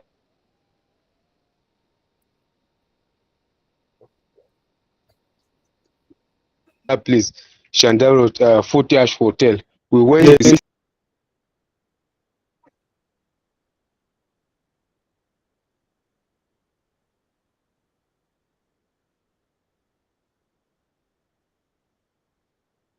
Fertilizer to less privileged people, so we from trust. After we spent 3 days there, they will now left. They now assigned me to the one community. I went there, I collect the data, everything, and now go back to the office. I submitted it. We now left. After 2 weeks, they now send us 150,000 naira. I said, wow. We come back from Compass Lodge. I'm telling my colleague, see, those people that they came last time, that they are telling us that we should please help them to go and collect data, this and that. We now saw their alert. They now said, is it for real? I said, yes. So apart from that, then there's one organization again that I went to their office. I tell them that I want to do volunteer. In Lafia, they now said, I want to volunteer. I said, yes. Every time, after if I close from my PPA, I'll go to their office and I spend almost, before I left the office, I make sure I will do anything that they will assign me to do. So, in fact, volunteer, for you to volunteer is good sometimes. I know the benefit that I've already get and experience that I get from volunteer. So, it's good. So sometimes, if you want to volunteer, just remove the mindset of you being paid. If they will not pay you, then you will not do it. It's wrong. Just go with a mind that you definitely will have experience there. So anything that you are going to do, just do volunteer. You will see God's hand on it. So that is my experience. Thank you very much, sir. Well, thank you very much, Mr. Gowok, for your story, your personal experience with volunteering, and how you are able to learn about the secrets of volunteering. Thank you very much. Yes, and I think while you are making that comment, our third speaker just joined. I would allow him to introduce himself. And thank you very much, sir, for taking out time from a very busy schedule to be with us for this celebration. Thank you. You have the floor, Mr. Ovo Otarigo. Can we give him a, I don't know, round of applause, or yes, virtual round of applause? All right, good morning. I think it's just 2 minutes to 12, so it's still good morning. And I sincerely want to apologize that I couldn't join in earlier, because I would have loved to listen to most of the volunteer stories. You know, I like the last guy who spoke about his experience as a copper. I think I really like that. If I have enough time, I might speak around what he talked about. You know, so my name is Ovo Tarigo. I'm a volunteer. I've spent decades of my life volunteering, and I would say that volunteering changed my life. I'm the executive director of Impact Driven Young Leaders Initiative. It's an organization that is focused on mobilizing young people towards nation building. So we help young people to discover themselves and to also help in developing our nation. I'm really, really pro youth development in Nigeria. All right, I think that's a brief from me. Over to you. Yeah, please, you can go ahead. The floor is yours. Just fire down. Okay, so congratulations to everybody who is interested in volunteerism on this platform. Today is International Volunteers Day, and it's a day set aside by the United Nations to celebrate people and volunteers around the world who are concerned about making a difference in their communities.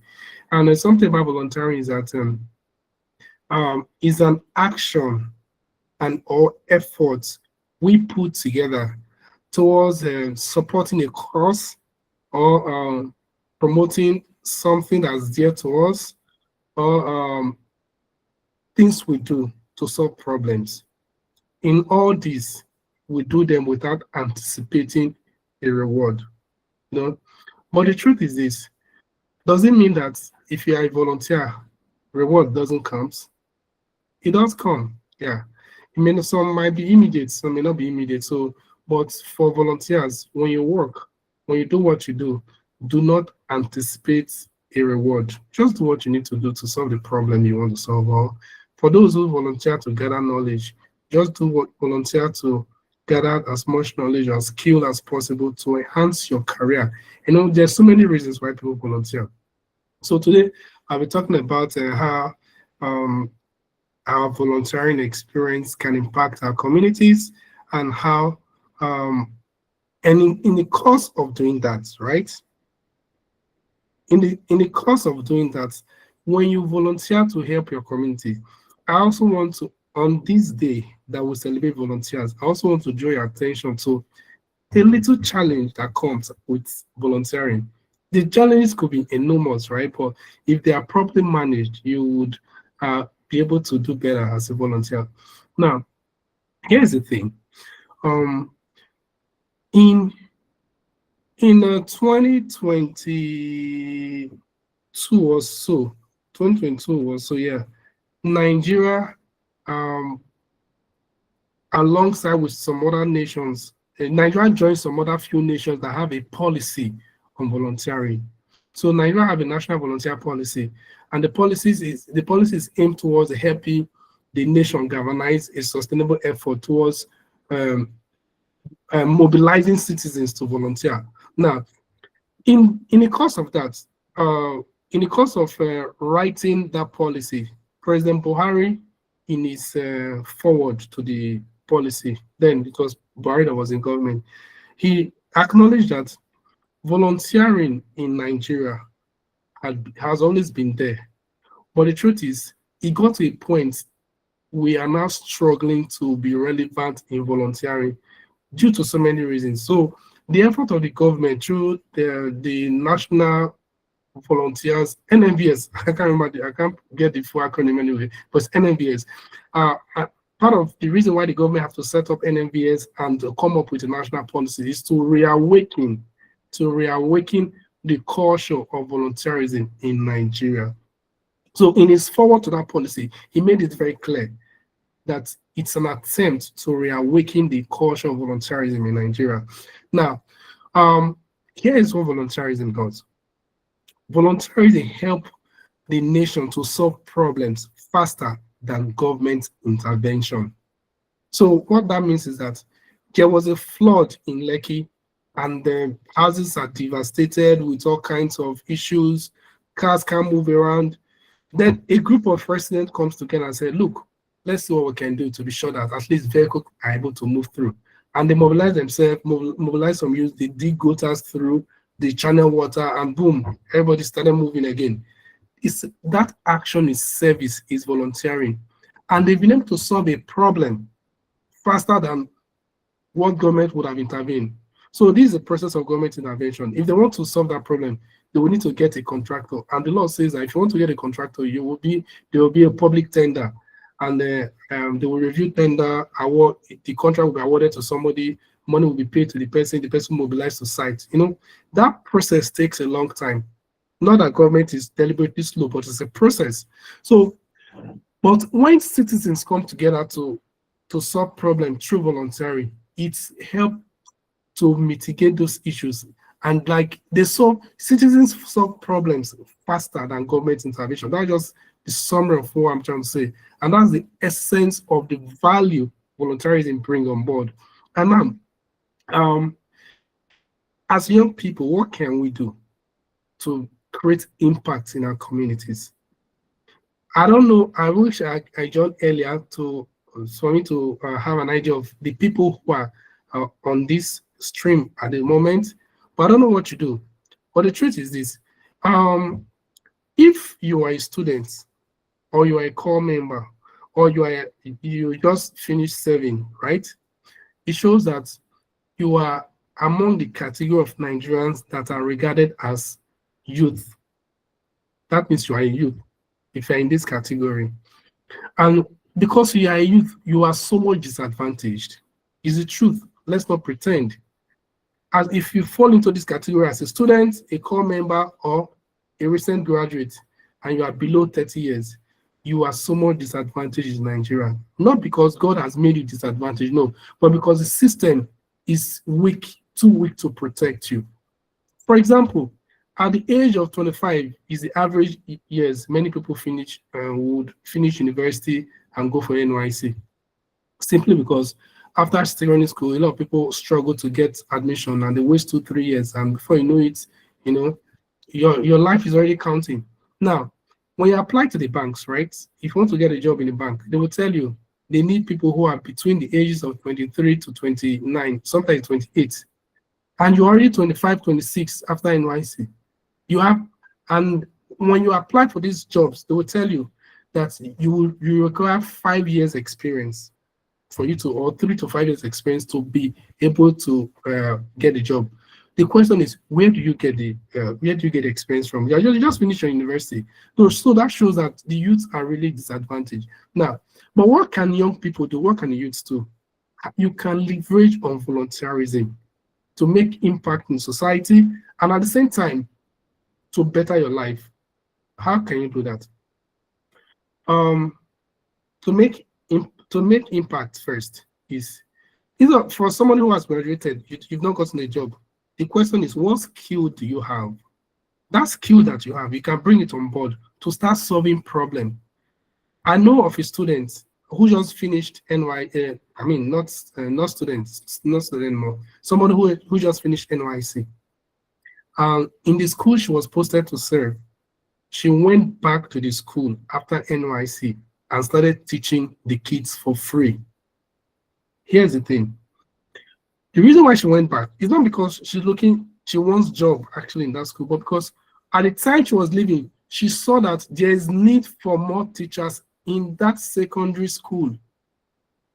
And because most of her colleagues after service have moved on, she said, no, at the time I was a core member there, I was the only effective mathematics teacher in that school. So what did she do? She went back there to continue teaching. She taught for a couple of months. Guess what? Her action is adding value to the lives of these students. And in extension, is impacting the community. So she's creating impact already. Remember, she doesn't have money, but the value she has brought on board has solved problems already. A lot of problems, Now, guess what? Because of the action she has put up, the information got to UBEB. And what happened? She was invited and she got an automatic employment without the hassles of bring your CV, do this, do that. No.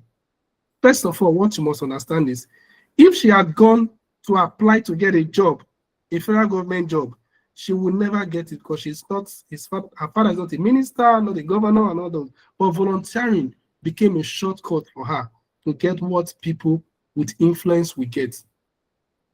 Its service, its impact. She was not concerned, she was not focused on getting a job. Remember, she was focused on how she can solve a problem. That's how volunteers should think.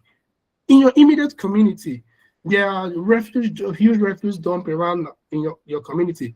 You are not how do you call it? In Abuja, they call them babambola, who move around to carry debt. No, you are not.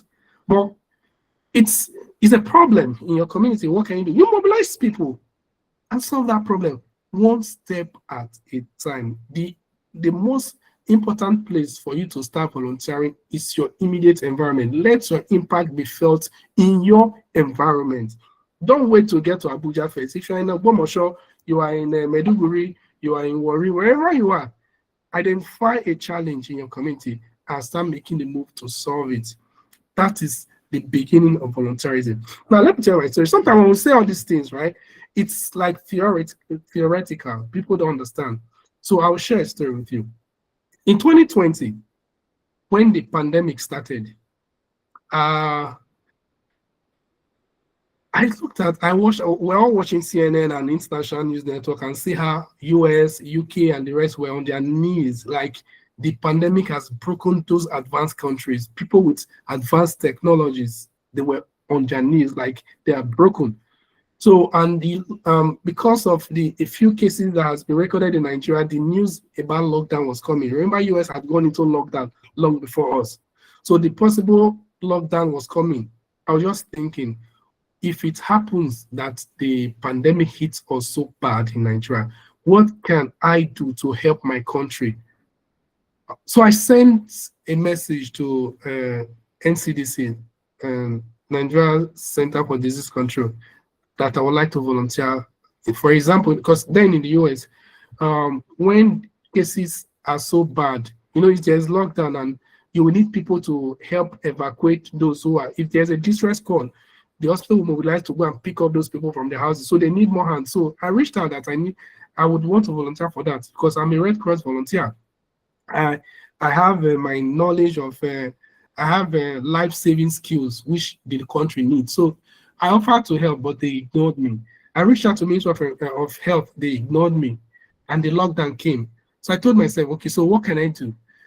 Then I thought about a few things, and I set up what we call the Pandemic Volunteers. So the Pandemic Volunteers is a platform whereby I recruit people who are willing to volunteer their time, their lives towards helping Nigeria to combat COVID-19 and to end the pandemic. So within a few days of setting up Pandemic Volunteers, I've gotten over 1,000 people across the country, including volunteer doctors, nurses, plumbers, bricklayers, painters, people who are willing to move as soon as we give the order, like we need some people, some places, let's move. They signed up now. So what did I do? Remember there was lockdown. We cannot move freely at that time, except those who are on essential duty. So we'll write to the government that, yes, we are pandemic volunteers and we are willing to help. I'm based in Abuja, so I got clearance from the headquarters here, and I send those letters to all the coordinators of pandemic volunteers across the country. So what were we doing? In the morning like this, I would have read overnight World Health Organization's procedure for combating COVID. I'll read about how the US is combating theirs there. Then in the morning, we set up Zoom meeting. Then Zoom just came up then. We set up Zoom meeting. We train hundreds of people across the country. Then after those training, they go back to their communities and they start training people. So we were the first to start making nose masks locally. At that time, the cost of wearing a nose mask just skyrocketed all of a sudden. Then we started making, from the volunteers we had in pandemic volunteers, they initiated using cloth to start sewing, how do you call it, nose mask, So, and when we started that, we started teaching people from time to time. Then we noticed that the lockdown is grinding. Those who depend on daily food, like plumbers, bricklayers who have to go out every day to work, that they will start being hungry because nobody's paying them. They live by the day. When I said, okay, that means there will be need to make support for these people. So we started mobilizing, we raised some resources, food and all that, and we reached out to some vulnerable communities across the country. So we're the first to even provide what the government later called palliative, Now, why am I telling you this story? I could have sat in my house, be chilling with the AC and eating because, of course, no work. Well, nobody's going out, and I'll be fine. But no, I saw that there's need for us as citizens to support the government, to support our country. I will set up pandemic volunteers. Eventually, we were able to slow down the spread of COVID-19 in Nigeria. And we're able to fight against stigmatization because one other challenge we had was people stigmatizing. So we're constantly online educating people on how not to stigmatize people, on how to report COVID-19 cases and all those things. We did a whole lot of, not to bore you with so many stories. Eventually, what happened? The government reached out to us and some other CSOs, and were among the official CSO body that was invited by the government to monitor the government palliative program in FCT.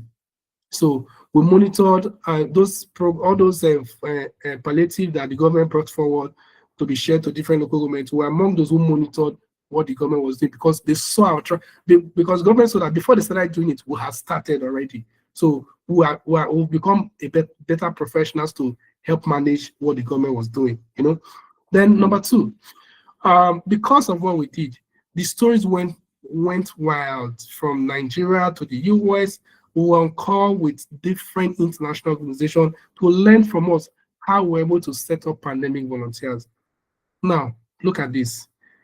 I have not only solved a national problem, we have contributed towards solving an international problem to the extent that international bodies reach out to us. Guess what?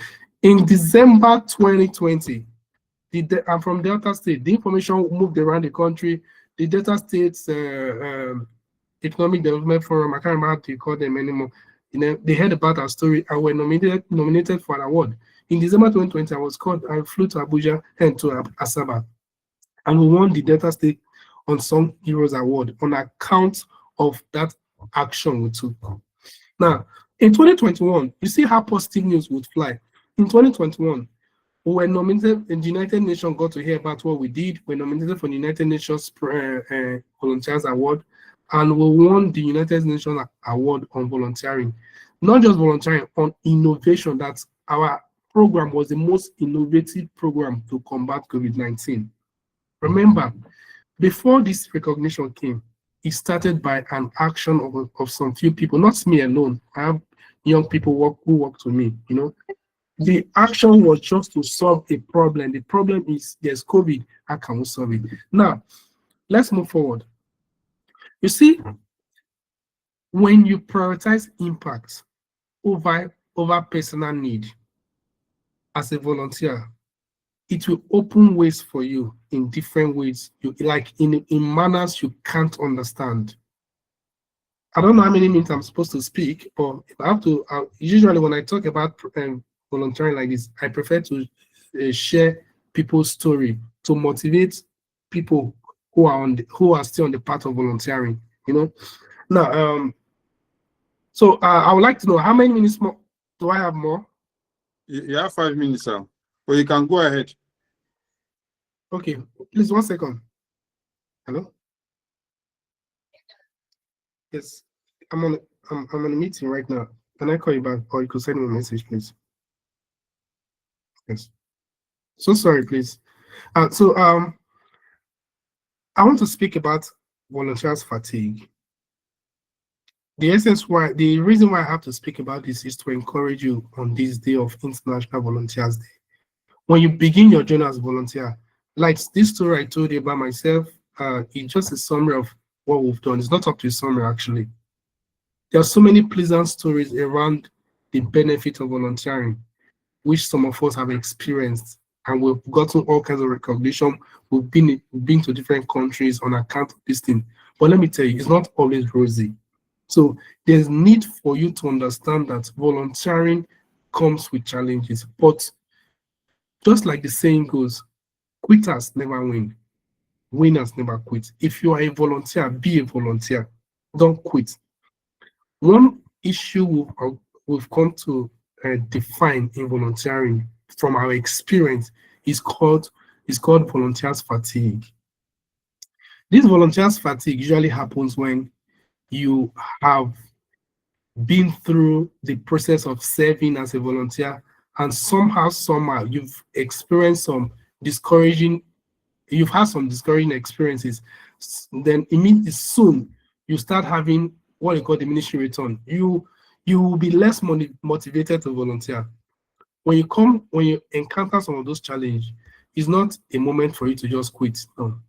It's an opportunity to re-strategize and move forward.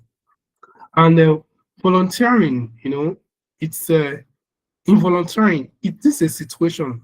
The volunteers fatigue is a situation where you lack the motivation to continue, and it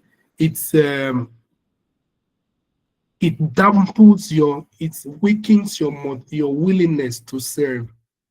One of such kind of fatigue is physical fatigue.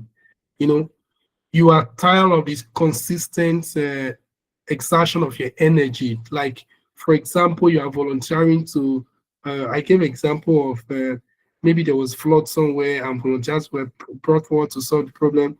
You are carrying block, you are carrying wood, and the team, maybe that program may have lasted for a week or 2 weeks. That physical fatigue will come. And you ask yourself, why am I even doing this? Who is paying me? You know, does it even make sense? My mates are also placed. And sometimes as you're doing this, somebody will be driving by, splash water on your body. You feel that fatigue, right? My advice for you is that don't quit. Soak it in, shake it off, and move on. It's a fatigue that comes with volunteering, you know. But when you in a project, if you are working on a project with somebody and you face this kind of fatigue, the best thing you need to do is to communicate it with your direct supervisor. What I'm saying is because there are some people who volunteer for some organizations and they do projects within the rural communities that require this physical exertion of energy. So when you experience that, have that frank conversation with your immediate supervisor, and that might help you to see, okay, do they reduce the workload? Do you need more people to join you on the task you are performing to reduce that fatigue for you? The next one is emotional fatigue. This happens when volunteers psychologically feel used, like you just feel used psychologically. You just wake up one morning, this organization you've been volunteering with, you just feel that, don't you think these guys are just using my skills for nothing? Or something, you just feel weakened in your spirit, you know, you feel somebody is taking advantage of you, you know. People who feel this way are usually emotionally drained.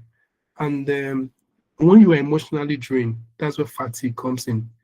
Your commitment will reduce and it leads to a sharp decline in your immediate outputs.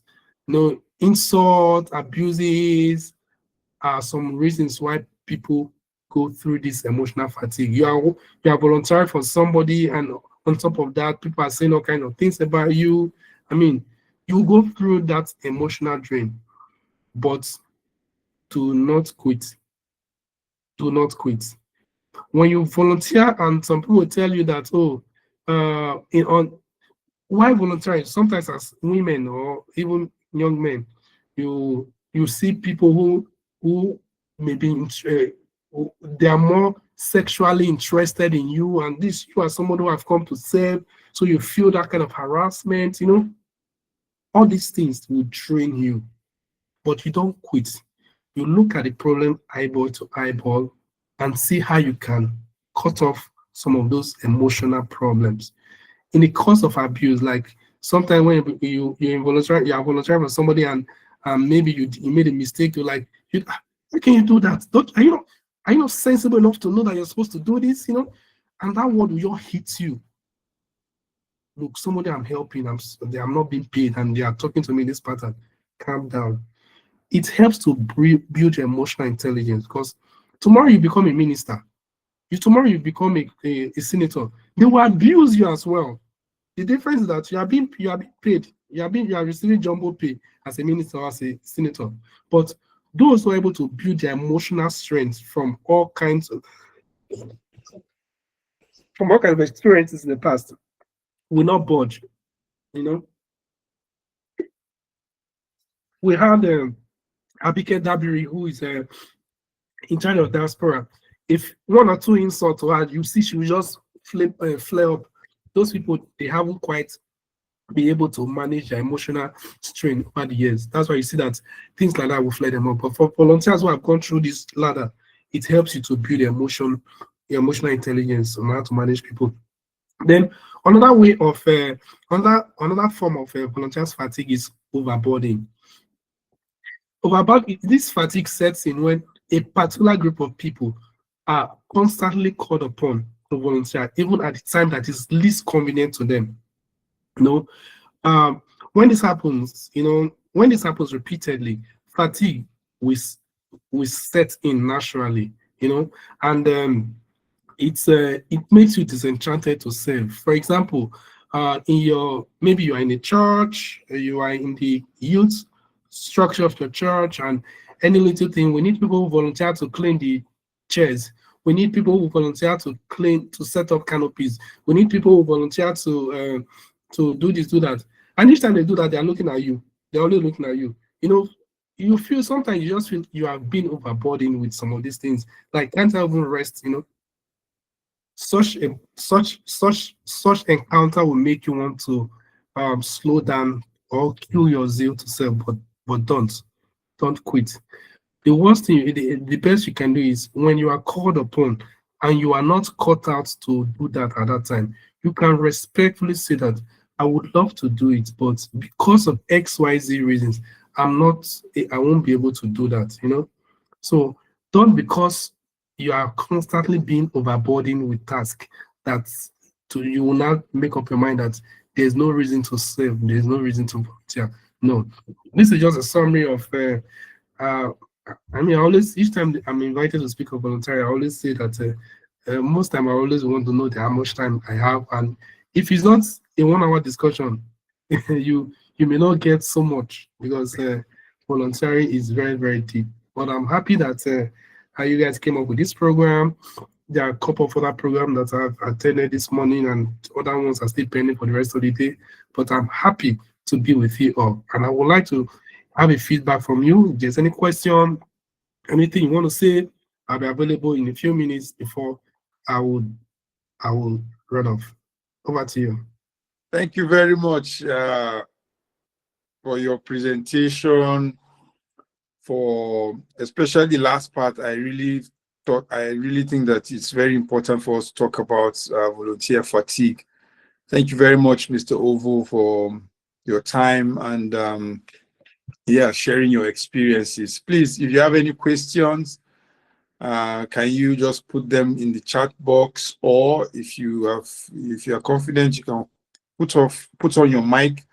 And I would like them to put on their mic and speak. Volunteers are powerful people. So I want to have a conversation with volunteers. Speak. Yes. You can put on your mic. Your lights. Let's have a conversation before I run. Yeah. Hello. Hi. Hello. Good afternoon. Okay. Good afternoon. Yes. This is Oluwademiro Favor.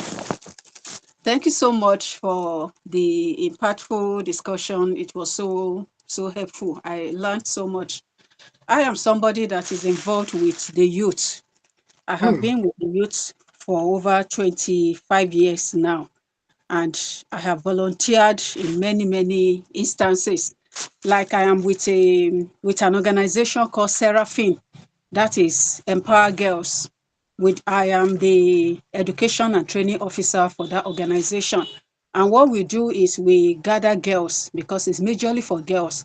We gather them, we encourage them on, how to keep themselves, how to report abuse, how to know that their body is their own, nobody should molest them or tamper with their bodies and all that.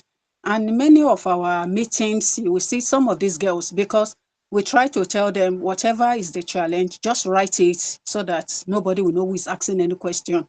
And then some of them we ask, about suicide, about abortion, about abuse and all that.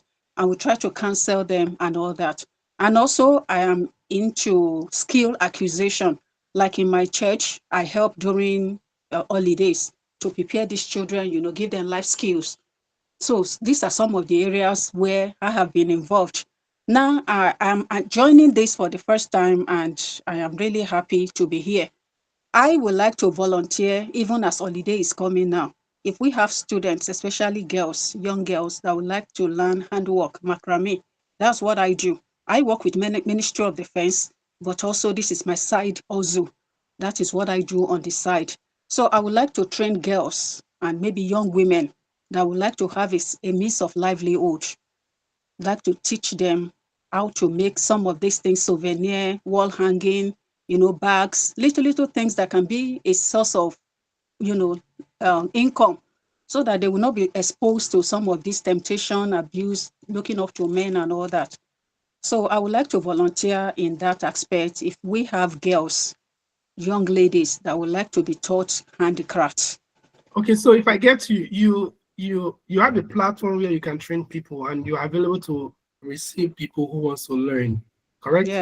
Yes. Okay, that makes sense. I think you say you work with Ministry of Defense. Are you in Abuja? Yes, I'm based in Abuja here. Okay, that's fine. So maybe you'll be in discussion with the organizers. I'm sure I'll be able to still refer some people to you. So let the organizer of Yes. this program do the So, work. madam, and how did you get to hear about this program? Did you register? Do you have your contacts in our database? Did you register or you just joined the link? No, I joined. I'm on the WhatsApp platform. Okay, you're on the WhatsApp platform. Yes, it was from the link on the WhatsApp I joined today. Okay, that's amazing. So would let me see, can you just send me, because apart from, we have other people that we might be able to collaborate with who are already working in this area around the girl child. So it would be good for us to connect you, two people who are passionate about the same subject. So if you can just drop me, can you just send me a hi? I don't know if, let me, so that I can get your contact.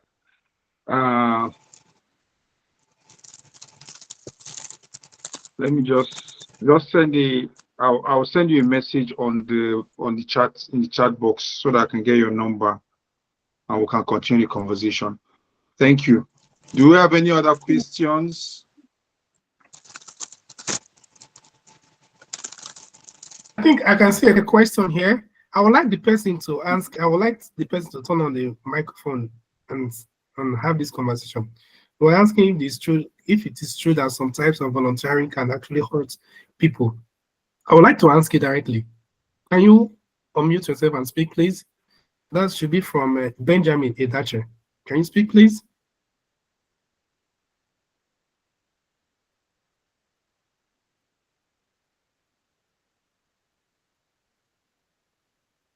Benjamin Edache, can you speak, please?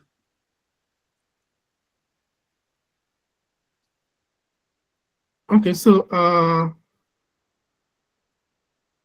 no, I would like you to speak. The person says is a shy type. I would like you to speak. As a volunteer should not be shy. It's a process to make you bold. It's a question I'm interested in. So good afternoon. Hi, Benjamin. Good afternoon. Benjamin. We don't bite. Don't worry. Let's see your friends, Benjamin. Okay. I'm still on bed right now. It doesn't matter. Great. All right, so let's hear you. Okay, I'm just asking a question. Go ahead with the question directly. Yeah, the question is it true that some type of voluntary can actually hurt some people we are trying to help? Like, okay, I'm a student of University of Maiduguri, Borno State. So I have a vision to pad a girl, and I have just two of my friends who have the same vision with me, but right now we are actually working on the funds to do that by next year, probably. So will it be awkward for a boy to have the vision to help a girl rather than to help a boy? That's what I'm trying to say. All right, thank you so much. You see what you just came forward with is one of the strongest challenge of facing the girl child in education. So if you have such a vision, you are contributing towards helping the girl child stay in school, especially in the northern part of the country where we are, even in Abuja here, even in Abuja. Now, before I'll come to a question, but I want to substantiate the reason why that project is important. Many young girls miss school at least 3 days in a month, 3 to 5 days in a month, because of their period time. And then some of them are not, the parents can't even afford to provide that for them. And they resort to using unhealthy pattern, So that keeps some young girls out of school. We do a lot of school projects, and I see this firsthand. There's a community in Abuja behind Lugbe that we are working on. We're trying to help the school. part of what we are going to infuse into that project is this initiative as well. So that action is good. You don't have to be shy because you're a male. No, there are so many. In short, there's he for her campaign. You know, that's to solve that. Now, to talk about come to your question, if you can hurt people by that. Hurting people now has to do with intention. Now, there are times you carry out certain projects to help some people, but the manner with which you go about it can hurt those people. Don't, especially as a male, you carrying out a project like this, you have to interface with young girls. We've had instances where underage children are being raped. We're not talking about older women now, underage children are being raped. Just because you were kind to bring succor to these people does not justify you taking advantage of young children, young girls. So that is where help can turn to hurt. So there are people who carry out this project and they get familiar with the school, get familiar with the children, and the next thing, abuse sets in. So that's why in most organizations right now, if you're applying for grants, they will want to see your child safety policy. I mean, there are many policies around when you are dealing with children. They want to see what are the safety policies you are putting forward to be sure that people don't take advantage of these children you are having this program with.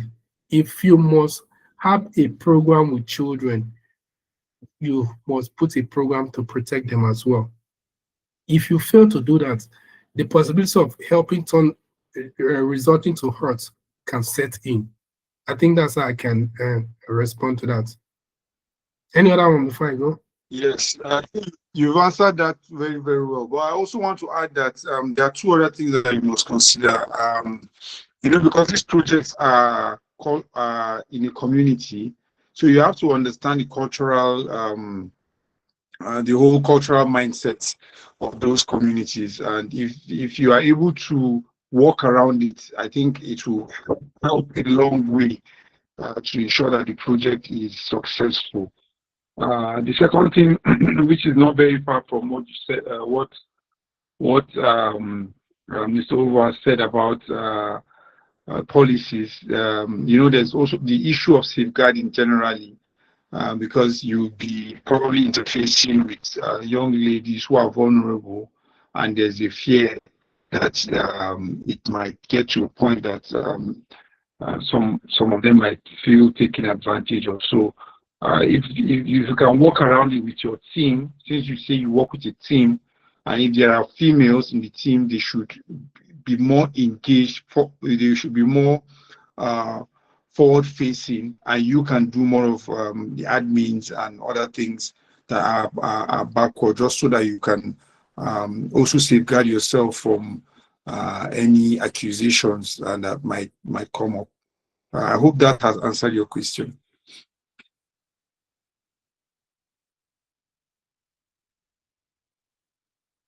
So are there any other questions for Mr. Ovo? Any comments?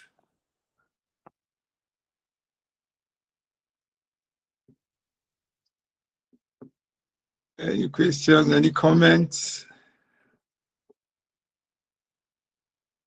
That's silence. What does it mean, sir? Right, so thank you guys very much for joining on this call, and I do hope that we'll have opportunity to have a deeper conversation next time. Stay focused on volunteering. Definitely.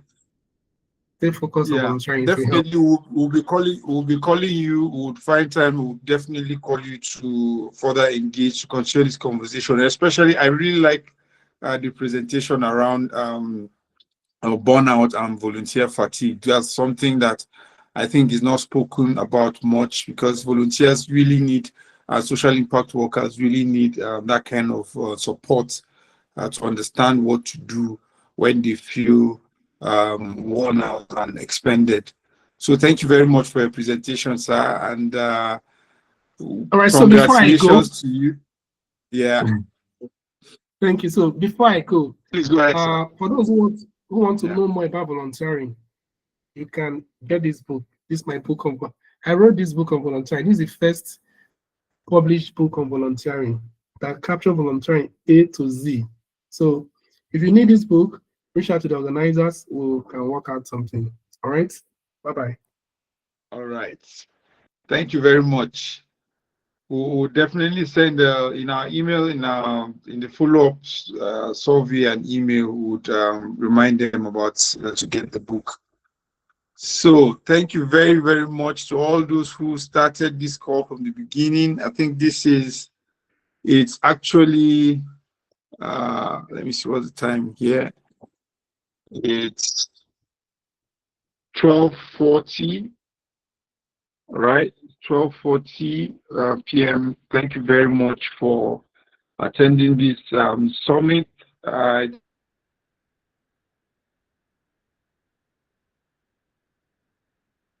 I believe that we have all really, really enjoyed this interaction. So at this point,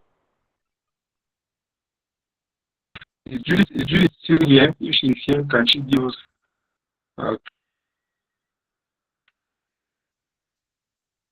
if Judith is here, can she give us a closing remark? Okay, Judith isn't here. All right, so on behalf of the entire School of Volunteering and Social Impact team, I want to really appreciate all that have taken to attend this summit and who have joined in this conversation.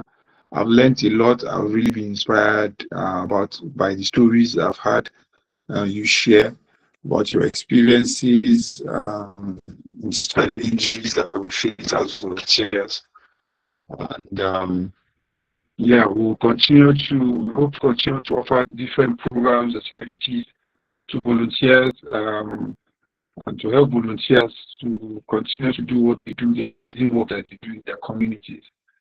And yeah, so I want to wish you all a wonderful International Volunteers Day, and wish you all the best. Thank you very much.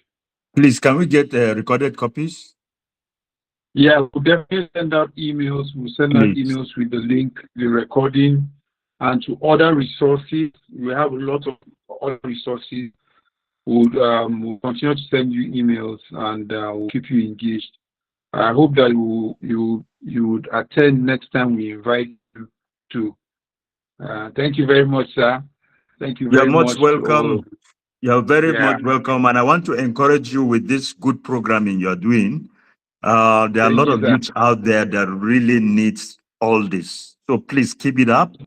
I know Ferdinand contacted me and I tried to put it on other platforms, but hopefully if there's anything through Ferdinand, just send and then I'll cascade to the others. Okay?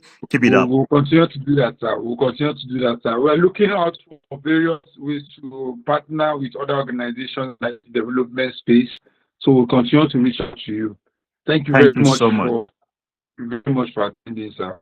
All right, it's great. Judith just joined. Judith, if you can speak, and there's still a couple of people on the call. If you want to speak, just go ahead.